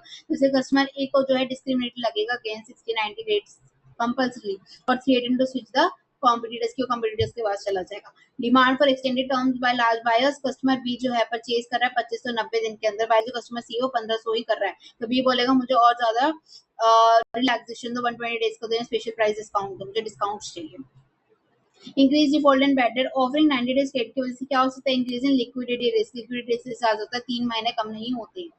Default risk and administrative collection cost, ठीक है, तो इसकी वजह से ये दिक्कतें आ सकती है। क्या बोलते हैं इसके अलग, ये क्रेडिट पीरियड के अलग अलावा। Determining the amount to be invested in the current asset, current asset में हमें कितना अमाउंट इन्वेस्ट करना है as working capital is a crucial policy decision, ये एक इंपॉर्टेंट डिसीजन होता है, yes it is for any entity, what factors should the company considers when deciding the level of investment in working capital, कि हमें working capital में कितना करना चाहिए। सबसे पहले अगर आप सीईओ या आप फाइनेंशियल मैनेजर हो कंपनी, क्या क्या देखोगे, सबसे पहले कितना वर्किंग कैपिटल करना चाहिए, सबसे पहले देखोगे भाई एंटिटी कौन सी है, नेचर ऑफ द इंडस्ट्री, किस इंडस्ट्री में हो आप, किस टाइप की कंपनी है, वो कौन से प्रोडक्ट करती है या सर्विसेज जो भी है, क्या है उसका काम क्या है, वो मैन्युफैक्चरिंग में है, वो ट्रेडिंग में है, या वो सर्विस में है, किस चीज में मैन्युफैक्चर करती है, वो ट्रेडिंग करती है या सर्विस करती है, क्या चीज में है, उसकी सेल्स कितनी है, वो बिग कंपनी है, उस स्मॉल कंपनी है, क्या है, ठीक है, वो उसकी सेल्स कितनी है, और उसकी क्रेडिट पॉलिसी क्या है, वर्किंग कैपिटल का सबसे मेन बार उसकी क्रेडिट पॉलिसी क्या है, ये सब देखेगी, ठीक है। देखो, A company must balance liquidity and profitability when deciding investment, उसको प्रॉफिटेबिलिटी बनाए रखना है कि ज्यादा स्टॉक इकट्ठा ना, ज्यादा कैश इकट्ठा ना हो जाए, और लिक्विडिटी भी बनाए रखनी है कि ये ना हो कि एकदम ही पैसे ना हो। The major factors include nature and scale of business. Manufacturing entities is a machinery manufacturers require large working capital investment in raw materials, WP, IP and finished goods. Whereas जो service enterprises होते हैं, software consultancy जैसे कि requires minimal working capital, to construction companies, breweries, etc. require large investment in working capital due to long gestation period. उसके बाद length of production operating cycle कितना, longer conversion cycle से करते हैं digital to construction, lock of funds, वो funds को रोक के रखते हैं, ब्लॉक करके रखते हैं एक्सटेंडेड पीरियड तक, necessitating higher working capital investment. Consumer durable, अगर लार्ज क्वांटिटी इन्वेंट्री है as compare to the perishable products, जो ड्यूरेबल होते हैं उनकी ज्यादा इन्वेंट्री होती है, पेरिशेबल वालों की जल्दी जल्दी इन्वेंट्री जाती रहती है। क्रेडिट पॉलिसी और सप्लाई टीम क्या, liberal credit terms extended to the customers, increase receivers, जिससे से रिसीवर्स क्या होते हैं बढ़ जाते हैं, requiring more working capital, conversely favourable credit receive from supplier reduces net working capital, जिससे क्या होता है कम हो जाता है पर नेट वर्किंग कैपिटल रिक्वायरमेंट, ठीक है। मैन्युफैक्चरिंग एंटिटी 3 लेवल्स की होती है, उसको क्या चाहिए, raw material work in progress और क्या फिनिश गुड्स चाहिए होता है, ट्रेडिंग या सर्विसेज है उसको थोड़ी कम इन्वेंटरी रखनी पड़ती है, सेल्स हाई है तो फिर क्या हो रहेगा, रिसीवेबल्स भी हाई रहता है। क्रेडिट पॉलिसी में क्या बोल रहा है ये अभी, क्रेडिट पॉलिसी में ये बोल रहा है कि जिसकी जिस एंटिटी की क्रेडिट पॉलिसी लिबरल होती है, has not only high level of receivables, लेकिन उसकी कैपिटल भी उसको ज्यादा चाहिए होगी रॉ मटेरियल खरीदने के लिए, क्रेडिट पॉलिसी वगैरह को डिपेंड करता है इसलिए। और बिजनेस साइकिल फ्लक्चुएशन क्या है, ड्यूरिंग इन्फ्लेशनरी और पीक सीजन की वजह से, बहुत ज्यादा पीक सीजन होता है, मान लो कि कोई भी एक मतलब है कुछ भी है तो हाइयर कैश इज रिक्वायर्ड, तो ज्यादा कैश चाहिए होता है हमें इन्वेंटरी रखने के लिए, finance elevated sales turnover, ठीक है। ये थ्योरी आ गया था बीच में क्वेश्चन। नाउ 3A, हमें एमएम हाइपोथेसिस के अकॉर्डिंग डिटरमाइन करनी है वैल्यू ऑफ द कंपनी, अगर वो डिविडेंड नहीं देती है तो, और डिविडेंड देती है तो, ठीक है। मार्केट इज इम्पोर्टेंट, देखो एक्स वाई लिमिटेड है, paid of share capital 1 crore का, फेस ऑफ वैल्यू है 100 रुपये, ओके। करंट मार्केट प्राइस है उसका 100, board of directors of the company has agenda of meeting to pay dividend of 50% to share holders, के 50% share holders को dividend देगी, share holder को dividend देगी 50%। The company expects net income कितना 75 lakhs at the end of the current financial year. Company also plans for the capital expenditure for the next financial year for the cost of 95 lakhs. क्या plan कर रही है वो, capital expenditure करेगी 95 लाख का, which can be finance through retained earnings और new equity shares को issue करके। डिजायर्ड रेट ऑफ इन्वेस्टमेंट है 15%। रेट ऑफ इन्वेस्टमेंट कितना है 15%। नाउ एमएम अप्रोच के हिसाब से आपको क्या निकालना है, वैल्यू ऑफ द फर्म। अगर वो डिविडेंड देती है तो, डिविडेंड नहीं देती है तो, ठीक है। इसका फॉर्मूला बहुत इंपॉर्टेंट है, ढंग से अच्छे से याद कर। विच फॉर्मूला, ये देखो कौन सा फॉर्मूले की बात कर रही हूँ मैं, ये वाला, वैल्यू ऑफ द फर्म, ठीक है। वैल्यू ऑफ द फर्म, इसको ना एनपीओ भी बोल देते हैं। देखो वैल्यू ऑफ द फर्म क्या होता है, N plus change in M, sorry N whole bracket P1 minus I plus E upon 1 plus K. बेटा एमएम अप्रोच के अकॉर्डिंग क्या होता है, एमएम अप्रोच के अकॉर्डिंग ये होता है कि जो आपकी अर्निंग्स है, ठीक है, चाहे आपने डिविडेंड दिया हो चाहे आपने डिविडेंड ना दिया हो, वैल्यू ऑफ द फर्म के लिए इररिलेवेंट है। मतलब अगर आपने डिविडेंड दे दिया, ये डिविडेंड अपने पास जाकर रिटेन अर्निंग की तरह, आपकी value of firm will remain same, will remain constant irrespective of the dividend paid, ठीक है, एमएम अप्रोच के अकॉर्डिंग। ओके, नाउ अब ये फॉर्मूला क्या है, फॉर्मूला ये है, एन इज योर, क्या है एन आपके लिए, एन है नंबर ऑफ शेयर्स, क्या है एन, नंबर ऑफ शेयर्स। आपके पास शेयर्स कितने, बिगिनिंग ऑफ द पीरियड में, स्टार्टिंग में आपके पास शेयर कितने थे। Change in N is number of shares issue to raise the fund required, जो भी आपने न्यू शेयर जो इशू है वो, न्यू शेयर्स हम कब इशू करते हैं, जब हमें पैसे चाहिए होते। पुराने कितने शेयर्स थे, हम न्यू शेयर्स और कितने लेके आए, into P1 is your price of the shares obviously, ठीक है। तो आपके आगे total number of shares, number of shares नहीं sorry value of shares, total value of shares आगे पुराने कितने थे इनटू प्लस न्यू कितने हैं शेयर्स इनटू प्राइस, आपके आगे value of shares. Now I क्या होता है, I is investment and E is earning, और 1/k तो फिर ये टीवीएम के लिए, टाइम वैल्यू मनी के लिए। देखो आपकी कॉस्ट वगैरह के लिए, समझो मेरी बात को। यहाँ पे क्योंकि एनपी 0 है ना, तो हम इनटू अगर 1 + k ही करेंगे तो हमारे पास क्या आ जाएगा, न्यू वाला आ जाएगा। तो इससे हम डिवाइड करते हैं कि अभी हम पुरानी जो स्टार्टिंग का है ना, स्टार्टिंग की वैल्यू निकाल सकते हैं, वैल्यू ऑफ द फर्म निकाल सकते हैं स्टार्टिंग में, तो इसलिए हम डिवाइड कर देते हैं इसको 1 + k से, क्योंकि सब न्यू न्यू है ना, 1 है जैसे P1 है, इसके लिए। अब समझो हमने ये 1 + k तो समझ में आ गया, ये भी समझ में आ गया। अब ये इन्वेस्टमेंट को माइनस क्यों कर रखा है और अर्निंग्स को प्लस क्यों कर रखा है, हमें क्या निकालना, वैल्यू ऑफ फर्म, फर्म की वैल्यू कितनी है। अब अगर हमने इन्वेस्टमेंट करी है कहीं पे, यानी हमारे पास पैसे गए, पैसे गए तो हम उसको क्या कर देंगे, माइनस, और हमारे पास अर्निंग्स हो रही है यानी कि पैसे आए, पैसे हैं हमारे पास, तो उसको हम प्लस कर देंगे, तो हमारे पास क्या आ जाएगा, वैल्यू फॉर्म आ जाएगी। अब टू कैलकुलेटेड, सबसे पहले हमें क्या गिवन है, हम ये मान के चलते हैं पहले कि हमें डिविडेंड नहीं दिया गया, डिविडेंड हमने नहीं दिया। ओके, हमारे पास क्या क्या गिवन है वो देखो। एन, सबसे पहले एन की बात करो, एन हमारे पास पता है हमें कितने एन, ऑलरेडी कितने शेयर्स हैं, करो ना डिवाइड, कितने शेयर्स हो गए टोटल, 1 लाख हो गए, 1 लाख इंटू 100 करोगे तो आ जाएगा ना फिर ये 1 करोड़, यानी कि ऑलरेडी हमारे पास जो 1 लाख शेयर्स है वो हमारे हो गए एन। ना न्यू शेयर्स हमें कितने इशू करने हैं, वो कैसे पता चलता है कि न्यू शेयर्स हमें कितने इशू करने, कितने नहीं करने, कैसे पता चलेगा। उसने बोला कंपनी के पास एक्सपेक्ट कर दिए नेट इनकम इतनी हो और उसको 50% of the share holders dividend को देने हो, तो बात की बात है। और उसने क्या बोला, कैपिटल एक्सपेंडिचर का रिक्वायरमेंट 95 लाख का, जो कि फाइनेंस होगा थ्रू रिटेन अर्निंग और issue of equity shares. Investment है 15%, ये 15% क्या है, अच्छा, desired rate of investment 15% is your के, 1 + 15% यानी 0.5 लिखूं, 0.15, ठीक है। नाउ नाउ आपके पास इन्वेस्टमेंट कितने की बोली उसने, 95 की, रिटेन अर्निंग है तो क्या हुआ, इन्वेस्टमेंट तो है 95 लाख, अभी क्या हो जाएगी कैपिटल एक्सपेंडिचर, तो आपकी इन्वेस्टमेंट कितनी होगी 95 लाख, 95 लाख आपकी क्या हो गई,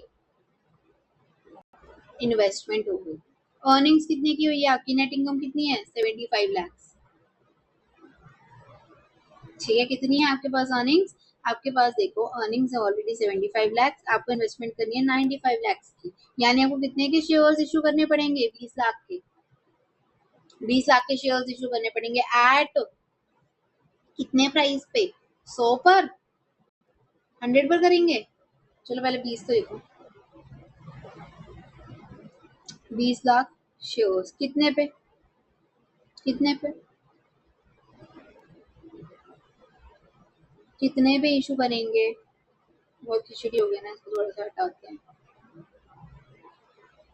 बताओ मुझे, 100 है इसका फेस वैल्यू, ठीक है, तो बताओ P0 कैसे निकलेगा? सॉरी P1, P0 दे रखा है ना, P1 कैसे निकलता है? फॉर्मूला बताओ। P0 is equals to P1 plus G1 upon 1 plus K, है ना? ऐसे तो होता है P0 1 प्लस K जो होता है, जो कि ये आपकी प्रेजेंट प्राइस कैसे आता है? कैसे आता है ये P0 1 इंटू 1 प्लस K क्या हुआ आपका?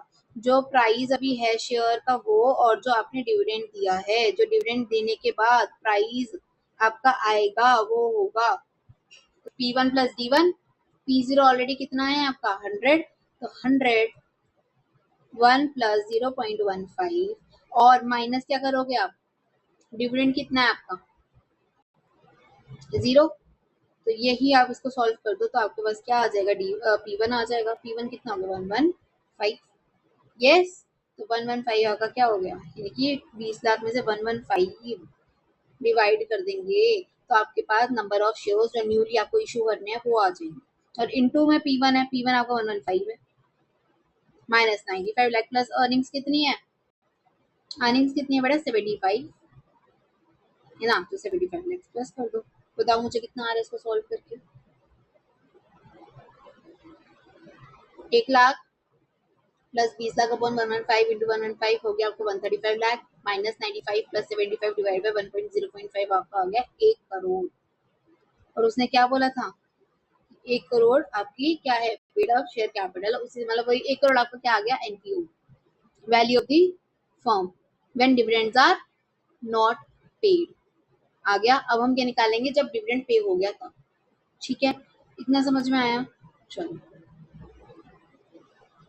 यहाँ पे निकालते हैं सेम फॉर्मूला, ठीक है? एनपीओ ये value of the firm is equals to पुराने कितने शेयर्स है, नए कितने शेयर्स है, उनका प्राइस न्यू वाला क्या है, माइनस कर देंगे इन्वेस्टमेंट, और जो हमारे पास अर्निंग आई है वो 1 प्लस की। पुराने कितने शेयर्स थे? 1 करोड़, सॉरी 1 लाख, शेयर्स तो 1 लाख थे। न्यू कितने इशू करने हैं शेयर्स? कितने पैसे चाहिए हमें? उसने इस बार तो डिविडेंड भी दिए कितना? 50% का। तो अगर 50% उसने डिविडेंड दे दिया, यानी 75 की हमें अर्निंग हुई थी, 75 लाख में से 75 लाख में से हमने 50 कितना हमने डिस्ट्रीब्यूट कर दिया? 50% डिविडेंड। 50% डिविडेंड यानी कि क्या बोला? टू शेयर होल्डर में डिविडेंड दे दिए 50% ऑफ 1 लाख, सॉरी 1 करोड़। 1 करोड़ का 50% कितना हुआ? 50 लाख हमने दे दिए। 75 लाख में से 50 लाख हमने डिविडेंड बांट दिया, यानी कि 25 लाख बचे हुए हमारे पास। 25 लाख और इन्वेस्टमेंट हमें कितने की करनी है? हमें इन्वेस्टमेंट करनी है 95 की। 95 में से सिर्फ हमारे पास अब कितने बचे हैं? 25 बचे हैं, यानी कि हमें अब कितने लगाने पड़ेंगे 95 में से? अगर सिर्फ 25 लाख बचे हैं तो यानी कि हमें टोटल 70 लाख और लगाने पड़ेंगे। 70 लाख और लगाने पड़ेंगे। अब प्राइस कैसे निकालेंगे इसका? प्राइस का क्या फॉर्मूला था? देखो P0 1 प्लस के P1 प्लस D1, यही था। तो हमारा प्राइस कितना है 100, के कितना है 0.15 और P1 एज इट इज, और डिविडेंड इस बारी क्या हो जाएगा हमारा? 50% था, यस। कितना परसेंट था हमारा? 50%। 50% था अगर, हमारा क्या आ जाएगा? डिविडेंड है हमारे पास 50, तो 50 डिविडेंड आ गया हमारे पास। एक शेयर के हिसाब से 50 डिविडेंड हो गया ना, तो हमारा ये हुआ P1 इज इक्वल्स टू 65। हमारा P1 कितना आ गया? 65। अब हमें कितना चाहिए? 70 लाख। 70 लाख टोटल चाहिए 65 रुपीज है, यानी कि हमारे शेयर्स कितने हो गए टोटल? कितने शेयर्स हो गए?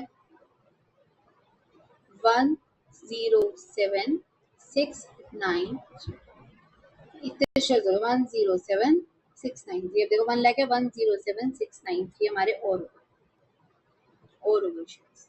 नाउ इसको हम क्या कर देंगे, मल्टीप्लाई करेंगे किससे, 65 था हमारा N1 P1 sorry 65 minus 95 lakhs plus earnings कितनी थी वही सेम 75 लैक्स अपॉन करेंगे 1 प्लस 0.15 क्या आ जाएगा करके देखो जरा, 1 करोड़ ना है तो देखो अप्रोक्सीमेटली 1 करोड़ ही आएगा। और इससे हमें क्या पता चलता है कि चाहे हम दे डिविडेंड या ना दे, एमएम अप्रोच के अकॉर्डिंग हमेशा value of the firm 1 crore ही आती है।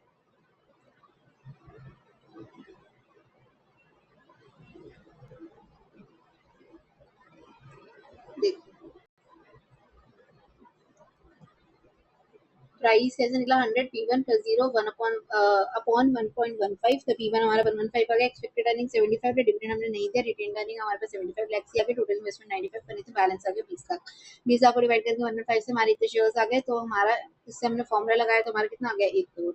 अगर डिविडेंड हमने दे दिया होता तो हमारे पास प्राइस कितना आता 65 आता, तो उसके अकॉर्डिंग हमारा 70 लाख बैलेंस बचता। 70 लाख को हम डिवाइड करते 65 से, यानी हम इतने शेयर्स इशू करने पड़ते, फिर हमने फॉर्मूला वही लगाया जैसे 1 करोड़ आ रहा है। Now 3B हमें क्या करना है, information provide above prepare summarise balance sheet of Messrs Durga and company as a 31st March showing the major heads of the assets and liabilities. हमें क्या बनानी है, बैलेंस शीट बनानी है। सबसे पहले कैलकुलेट कर दें, नेट वर्किंग कैपिटल दे रखा है, net working capital is equal to capital asset minus current asset minus current liabilities, ठीक है। ओके, बैंक ओवरड्राफ्ट दे रखा है, fixed asset to proprietorship ratio दे रखा है, करंट रेशियो दे रखा है, current asset upon current liabilities कितना गिवन है हमें 2.5 अपॉन 1, यानी कि हम कह सकते हैं current asset is equals to 2.5 of current liabilities, यानी कि हम लिख सकते हैं करंट एसेट को ही क्या लिख सकते हैं 2.5 CL minus CL which is your 0.5 CL is equals to 480, यानी कि हमारा CL कितना आ जाएगा, करंट लायबिलिटीज विल बी 320 के, और करंट लायबिलिटीज ये आ गया तो करंट एसेट कितना आ जाएगा हमारे पास 8 लाख आ जाएगा। नाउ हमारे पास लिक्विड रेशियो दे रखा है, लिक्विड रेशियो दे रखा है, लिक्विड रेशियो क्या फॉर्मूला होता है लिक्विड रेशियो का, क्विक रेशियो का, liquid asset upon current liability ये आ गया 1.5 अपॉन 1, जो कि हमें गिवन है करंट लायबिलिटीज अभी हमने निकाला 320, तो हमारे पास लिक्विड एसेट आ जाएगा करंट लायबिलिटीज अगर हम लगाएंगे 320 तो हमारे पास करंट सॉरी लिक्विड एसेट आ जाएगा, इसको सॉल्व करो, लिक्विड एसेट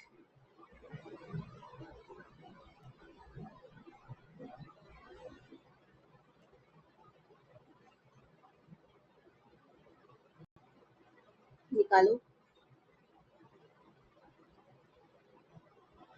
अच्छा एक सेकेंड, और लिक्विड एसिड का फॉर्मूला क्या होता है, आपका आ रहा है 480, ठीक है 480 की आपका आ जाएगा लिक्विड एसिड। अब देखो आपका ये जब आया, हम लिक्विड एसिड को और क्या बोल सकते हैं, लिक्विड एसिड को करंट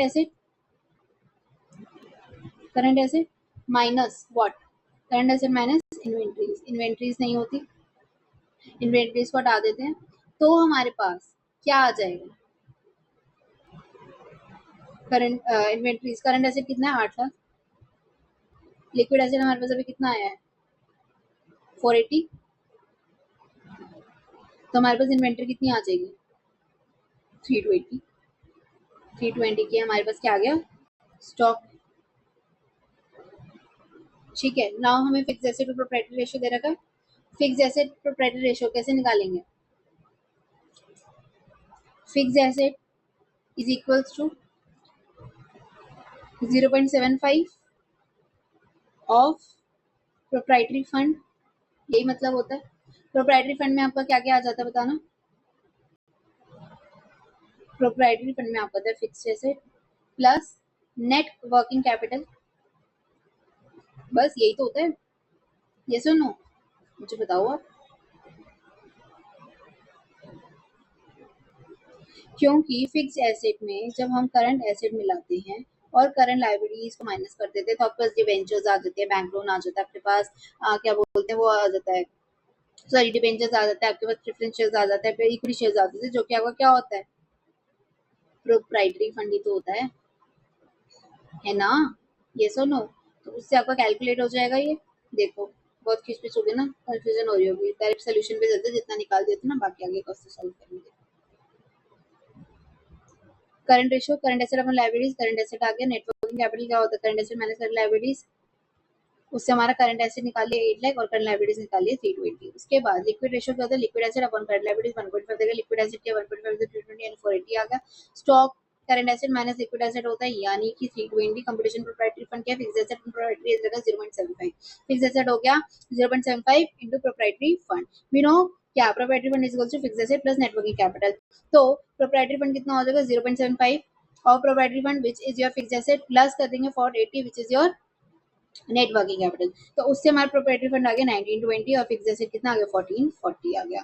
कैपिटल क्या होता है आपका प्रोप्राइटरी फंड में से हम रिजर्व एंड सरप्लस को हटा देते हैं। रिजर्व एंड सरप्लस गिवन है क्या हमें, ओके रिजर्व एंड सरप्लस में 320 गिवन है। तो ये इंपॉर्टेंट है, देखो ये कंफ्यूजन ना हो इसमें क्या कि हमारा कैपिटल क्या होता है proprietary fund minus reserve and surplus. तो आपका आ जाएगा 16 लाख। उसके सेंट्री क्रेडिटर्स क्या होता है, करंट लायबिलिटीज में से हमने बैंक ओवरड्राफ्ट निकाल दिया, हमारे पास क्या आ गया सेंट्री क्रेडिटर्स। देखो कैपिटल आ गया, reserve and surplus, bank overdraft, creditors जैसे stocks other current asset and it matches. Now next question number 4a. What is the debt securitization? Explain the basics of debt securitization process. तो debt securitization क्या होता है, सोचो खुद ही, अगर मतलब अगर नहीं समझ में आया तो वर्ड में ये डेट सिक्योरिटाइजेशन।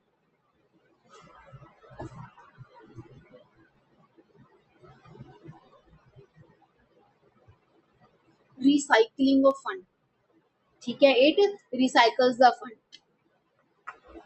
ये फाइनेंशियल इंटरमीडिएटरीज के ना बहुत बेनिफिशियल होता है। ये जो लार्ज लार्ज लेंडिंग्स होती है ना वॉल्यूम की, इनको सपोर्ट करता है। जो एसेट्स कैश फ्लो कम जनरेट कर पाते हैं, ठीक है, और स्टेडी कैश फ्लोज कर पाते हैं। स्टेडी मतलब कि ला रहे हैं, ये नहीं कि कम, मतलब ये नहीं कि कभी आ रहा है कभी नहीं है। स्टेडी कैश फ्लोज है जिनके, उनको एक साथ लाया जाता है, ठीक है, एक साथ लाया जाता है, उनका पूल बनाया जाता है और मार्केट सिक्योरिटी में इशू किया जाता है, जैसे कि housing finance, auto loans, credit card receivers, ये जो होते हैं ये क्या होती है, स्टेडी कैश फ्लोज होती है ना। किसके लिए, जो आपके लैंडिंग वाले होते हैं, लेंडर्स होते हैं उनके लिए, है ना। वो क्या, जैसे क्रेडिट कार्ड पे रिसीवर्स मिल रहे हैं, लोन्स पे रिसीवर्स मिल रहे हैं, हाउसिंग फाइनेंस है, इन सब चीजों पे। डेट सिक्योरिटाइजेशन होता क्या है, डेट की सिक्योरिटी रिसाइकल करना फंड को जो हमारे पास आ रहा है दूसरे को दे रहे हैं, मतलब the origination function. Borrower seeks a loan from a finance company, है ना। बोरोवर क्या करता है, फाइनेंस कंपनी से, फाइनेंस कंपनी के पास जाता है, लोन ले लेता है, फाइनेंस कंपनी या बैंक के पास जाके। अब उसमें क्या होता है, क्रेडिट वर्थिनेस चेक होती है किसकी, बोरोवर की, कि भाई वो पे कर पाएगा नहीं कर पाएगा। कॉन्ट्रैक्ट एंटर होता है, रीपेमेंट शेड्यूल वगैरह देते हैं, कब दोगे कैसे दोगे क्या दोगे, है ना। उसके बाद similar loan on receivables are club together, और उसी के जैसे कोई और जो सिमिलर लोन्स है उसको हम एक साथ ले आते हैं, उसको एक पूल बना देते हैं, उसका मतलब एक तरीके से उसका एक क्लब कर देते हैं उसको। और जो ये पूल है इसको हम ट्रांसफर कर देते हैं एसपीवी के पास, जिसको कहते हैं स्पेशल पर्पस व्हीकल, जो ट्रस्टी की तरह काम करता है फॉर इन्वेस्टर्स। इन्वेस्टर्स की ट्रस्टी की तरह काम करता है, जो इनमें इन्वेस्ट कर रहे हैं उनके लिए ट्रस्ट क्रिएट कर देता है कि भाई हाँ ये है, स्पेशल पर्पस व्हीकल है। अब एसपीवी स्ट्रक्चर क्या होता है, SPV structure and issue securities on basis of these asset. In assets के अकॉर्डिंग पैसे लगाए जाते हैं सिक्योरिटीज पे। सिक्योरिटीज जिनके ऊपर क्या होता है, कूपन होता है, मैच्योरिटी होती है, उसको एसेट बेस्ड या मॉर्गेज बेस्ड कहते हैं। और ये हम किसको बेचते हैं, इन्वेस्टर्स को बेचते हैं। मर्चेंट बैंकर बेचता है, जो बीच में इंटरमीडिएट आता है मर्चेंट बैंकर, उसको कहते हैं। वो जो है इनको किसको बेच देता है, इन्वेस्टर्स को। वो हो सकता है पेंशन फंड में डाले, म्यूचुअल फंड में डाले, इंश्योरेंस फंड में डाले। नहीं समझ में आवा कुछ, देखो सिंपल, देखो सिंपल लैंग्वेज में समझाती हूँ। फॉर एग्जाम्पल एक बैंक है ए लिमिटेड, क्या है ये बैंक, बैंक क्या करता है, पैसे देता है, बोरो लेंड करता है। उसने क्या किया, मान लो ये हाइपोथेटिकल है, उसके पास टोटल थे 1000 रुपए, उसने 200 रुपए का लोन दे दिया, 200 रुपए का लोन दे दिया, 200 रुपए का लोन दे दिया, 200 रुपए का लोन दे दिया, 200 रुपए लोन दे दिया। और क्या किसका दिया, एक 2% इंटरेस्ट पे दिया, प्लस बोला 5 साल बाद पे कर देना पूरा प्रिंसिपल ईयर, प्रिंसिपल पेमेंट के साथ। उसके पास कितने थे, 1000, उसने दे दिए। अब उसको जरा जरा सा 2% मिल रहा है, 400 रुपए मिल रहे हैं ऐसे, हैं 400 रुपए मिल रहे हैं। अब वो चाहता है कि मैं लोन दूं औरों को भी, मेरे तो ऐसे धंधा बंद हो जाएगा 5 साल तक, मेरे पास और पैसे कहाँ से है, और मैं कितना दूं और कहाँ से लाऊं मैं पैसे। तो वो क्या करता है, वो जाता है एसपीवी के पास, किसके पास जाता है, एसपीवी क्या है? Special purpose vehicle. एक कंपनी मान लो दूसरी कंपनी के पास जाता है, वो बोलता है company company SPV SPV please help me. वो बोलता है मैं क्या करूँ? वो कहता है कि ये ना मेरे ऐसे ऐसे हैं, लोन्स हैं कुछ जो मैंने दे रखे हैं, ये ना आप ले लो और मुझे इसके बदले ना पैसे दे दो अभी के अभी, राइट नाउ। तो उसको कुछ मतलब काट कूट के जितना भी है बनता है, जैसे मान लो कि 1000 पे उसने 900 रुपए कितने 1000 है ना, तो उसने 900 रुपए दे दिए और ये सारे लोन किसके पास चले गए? एसपीवी के पास। अब ये एसपीवी क्या करता है? ये अपने पास नहीं रखता, ये इनको कर देता है कहाँ पे? मार्केट में लेके जाके बेच देता है और बंदों को, यानी कि एक तरीके से मान लो बॉन्ड्स की तरह या सिक्योरिटीज की तरह। और 1000 2000 बंदों को छोटे छोटे, जैसे अभी मान लो एक 200 का है ना, मान लो एक 2 रुपए का बेच रहा है, 200 का ही 2 रुपए बनाया, 2 रुपए करके सारे 200 पे, जैसे मान लो 100 है, 100 में बेच दिया, मतलब 100 लोगों को अलग अलग एक बेच रहा है, मतलब जरे जरे से जरे जरे से जो ये पार्ट ऑफ लोन बेच दिए। इससे क्या हुआ? इससे क्या हुआ? जो बंदा था बैंक, उसके पास पैसे आ गए, ठीक है। 1000 कार ओनर सब मंथली ईएमआई देंगे इनको, किसको देंगे? ए लिमिटेड को देना था, उसको ए लिमिटेड को ही देंगे ईएमआई, अपने दे रहे हैं वो धीरे धीरे धीरे धीरे दे रहे हैं। जो बैंक है लिमिटेड, वो कलेक्ट करेगा इस पैसों को और किसको दे देगा? एसपीवी को। और एसपीवी आगे क्या करेगी? जैसे 2 रुपए का जिसने बॉन्ड खरीद रखा, उसको 0.1 पैसे दे दिए, इन्वेस्टर को रेगुलर इनकम दे रही है। समझ में आया? तो तीनों का काम बन रहा है, किसका? इन्वेस्टर का भी, चारों का एक्चुअली, इन्वेस्टर का भी, लेंडर का भी, बोरोअर का भी, बैंक का भी और एसपीवी वगैरह का। ठीक है, यही होता है डेट सिक्योरिटाइजेशन, और इसलिए इसको बोलते हैं क्या? क्या बोलते हैं इसको? क्या बोलते हैं? Recycling of funds. ठीक है, देखो, डेट सिक्योरिटाइजेशन एक स्ट्रक्चर्ड फाइनेंशियल प्रोसेस है इन विच इलिक्विड, जो लिक्विड नहीं हो सकते, नॉन नेगोशिएबल फाइनेंशियल एसेट या रिसीवेबल्स, जैसे कि financing loan, housing loan, auto loan, credit का रिसीवेबल्स वगैरह, उनको एक साथ लिया जाता है और उसको कन्वर्ट कर दिया जाता है किसमें? मार्केट सिक्योरिटी इंस्ट्रूमेंट्स में, इशू टू इंस्टीट्यूशनल इन्वेस्टर्स, जो इन्वेस्टर्स को बांट देते हैं, दे देते हैं। ओरिजिनेटर फंक्शन क्या है? ओरिजिनेटर ओरिजिनल लेंडर जो है आपका, बैंक जो दे रहा है, ओरिजिनली दे रहा है, एनबीएफसी दे रहा है, बैंक दे रहा है, वो लोन ग्रांट करता है बोरोवर्स को, और फिर जो लोन है ये स्टेडीली कैश फ्लोज आते हैं, 2-2 रुपए, 1-1 रुपए जो भी है ओवर द टाइम। अब ये जो लेंडर है, एवेल्युएट करता है बोरोवर की क्रेडिट वर्दीनेस को और देखता है कि वो रिसीवेबल वो रिसीव कर सकता है, वापस से दे सकता है पैसे या नहीं। उसके बाद पूलिंग फंक्शन, वो एसपीवी के पास गया। क्या एसपीवी के पास गया? ओरिजिनेटर जो है एक पूल सिलेक्ट करता है होमोजेनियस लोन का, कि मान लो ये सारे के सारे जो है मेरे पास हाउसिंग लोन के लिए आए थे, ये सारे मेरे पास कार लोन के लिए आए थे, and transfer sell them to independent bankrupt remote trust called SPV. और वो किसको देता है? इंडिपेंडेंट, कोई बैंक करप्ट से रिमोट ट्रस्ट है, कोई ट्रस्ट ही होता है, उसको दे देता है, which acts as a trustee for investors। उसके बाद एसपीवी क्या करता है? इनको पास थ्रू या पे थ्रू कर देता है, सिक्योरिटीज को पास थ्रू सर्टिफिकेट दे देता है, back by the pool of cash flows of the institution investors, यानी वो इन्वेस्टर्स में पूल कर देता है, बांट देता है अपने इनको बॉन्ड्स को, पेंशन फंड में, म्यूचुअल फंड में, इंश्योरेंस कंपनीज में। जो कैश फ्लो आ रहा है आपके पास, ओरिजिनल बोरोअर कलेक्ट कर रहा है, वो पास कर देगा वो सर्विस इंटरेस्ट की तरह और प्रिंसिपल ऑन दी सिक्योरिटीज की तरह। तो ओरिजिनेटर से गया एसपीवी के पास, एसपीवी से गया सिक्योरिटाइजेशन यानी इन्वेस्टर्स के। नेक्स्ट क्वेश्चन, ठीक है। ये जो प्रोसेस है ना, जनरली विदाउट रिकोर्स होता है, यानी कि इन्वेस्टर्स भी द क्रेडिटर्स, जो इन्वेस्टर्स है वो रिस्क ले रहे हैं, क्योंकि लास्ट वाला लेता रिस्क, और जो इशूअर था इज अंडर एन ऑब्लिगेशन कि उसको जो है इन्वेस्टर को देनी है only if cash flows are receivable by him from the collateral.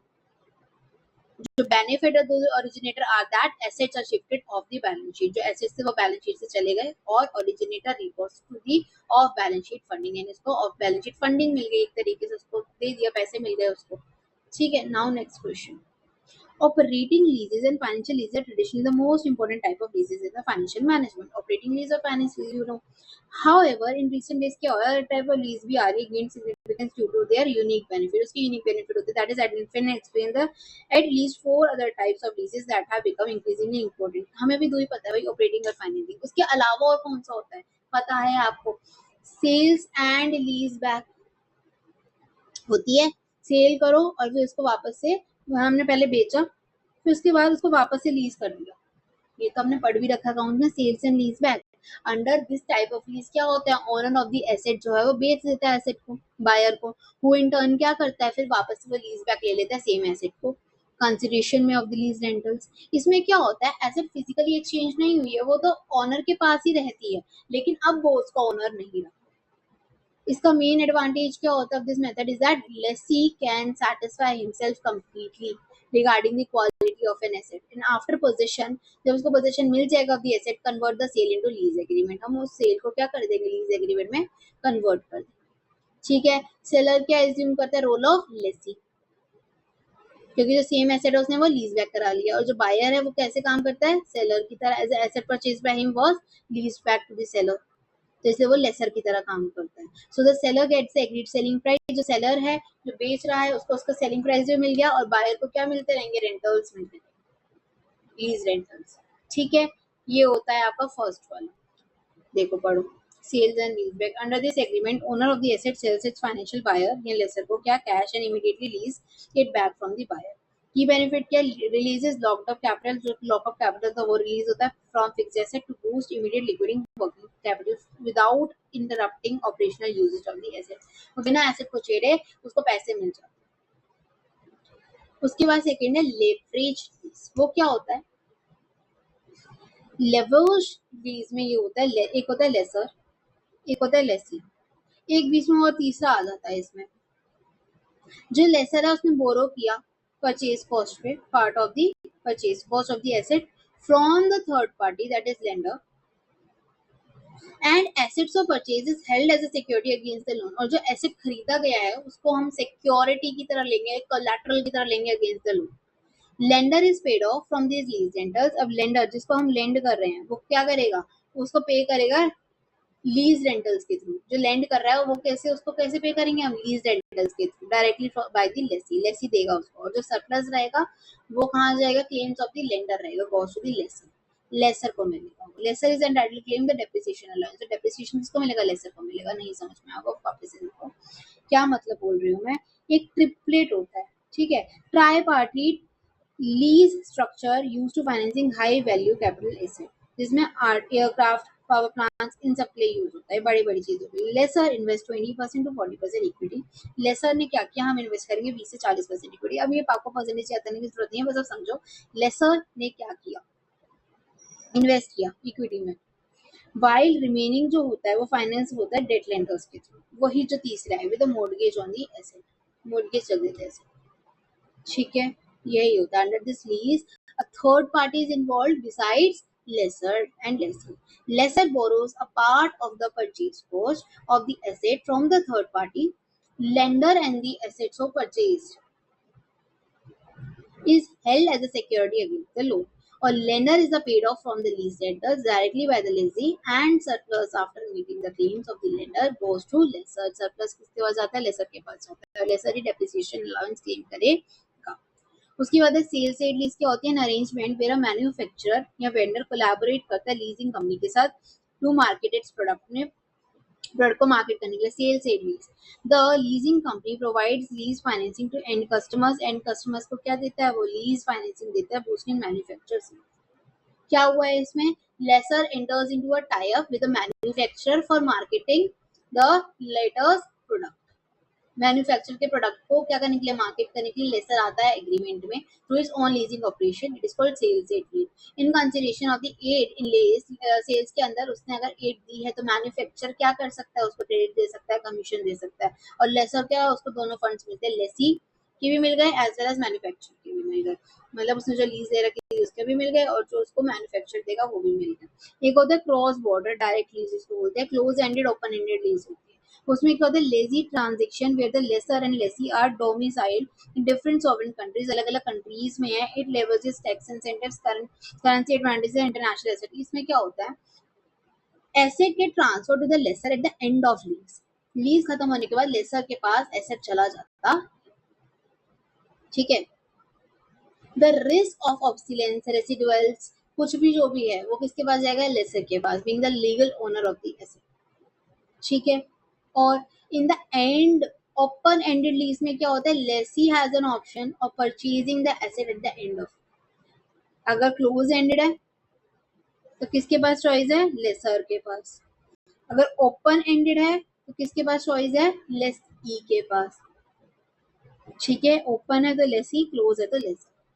Now next question, profit maximization is not operationally feasible criteria, ये बहुत इंपॉर्टेंट है, बार बार ये आता है, इजी भी है बहुत, क्यों? प्रॉफिट मैक्सिमाइजेशन की तारीफ नहीं, मतलब बेइज्जती करते रहनी है और वेल्थ मैक्सिमाइजेशन की तारीफ करनी है। प्रॉफिट मैक्सिमाइजेशन के लिए क्यों फेसिबल क्राइटेरिया नहीं है? क्योंकि ये ट्रू नहीं होता कि प्रॉफिट मैक्सिमाइजेशन होता है, हमें पता नहीं चलता शॉर्ट टर्म ऑब्जेक्टिव है कि लॉन्ग टर्म ऑब्जेक्टिव है, इसका खाली सोल ऑब्जेक्टिव है कि कंपनी का। इससे शेयर होल्डर्स का जरूरी नहीं है कि मैक्सिमाइज हो, ओनर्स इकोनॉमिक वेलफेयर जरूरी नहीं है कि मैक्सिमाइज हो। ये फेल करता है ऑपरेशनल फिजिबिलिटी देने के लिए, ये टर्म ही वेग है, जिसमें टाइमिंग ऑफ रिटर्न नहीं पता, ये रिस्क फैक्टर को इग्नोर करता है, ये मैक्सिमाइजेशन टर्म को वेग करता है, बेकार बनाता है।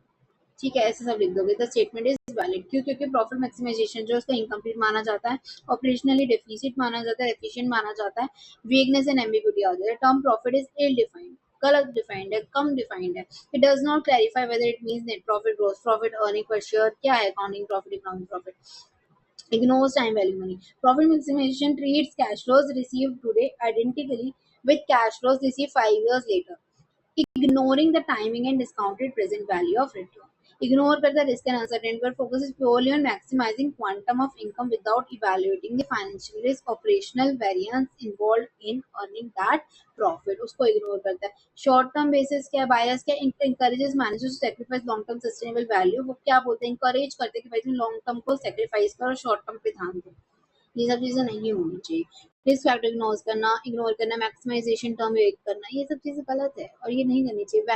वेल्थ मैक्सिमाइजेशन पे ध्यान देना चाहिए, ना कि प्रॉफिट मैक्सिमाइजेशन पर। उसके बाद है फाइनेंशियल लिवरेज को एक्सप्लेन करो एज डबल एज्ड स्वॉर्ड, दो धारी तलवार की तरह। Financial leverage, cost of fixed cost fund is less than return on investment. मतलब मैं क्या कह रही हूँ, ROI, रिटर्न ज्यादा है इंटरेस्ट से, क्या होगा हमें, फेवरेबल है, एडवांटेज है हमारे लिए। रिटर्न ऑन इन्वेस्टमेंट अगर इक्वल है इंटरेस्ट के तो ये हमारे लिए न्यूट्रल होगा, no neither advantage no disadvantage. अगर रिटर्न ऑन इन्वेस्टमेंट हमारा कम है इंटरेस्ट से, इंटरेस्ट ज्यादा आ रहा है, कॉस्ट ज्यादा है, यानी कि हमारे लिए डिसएडवांटेज है, अनफेवरेबल है। सिर्फ यही है।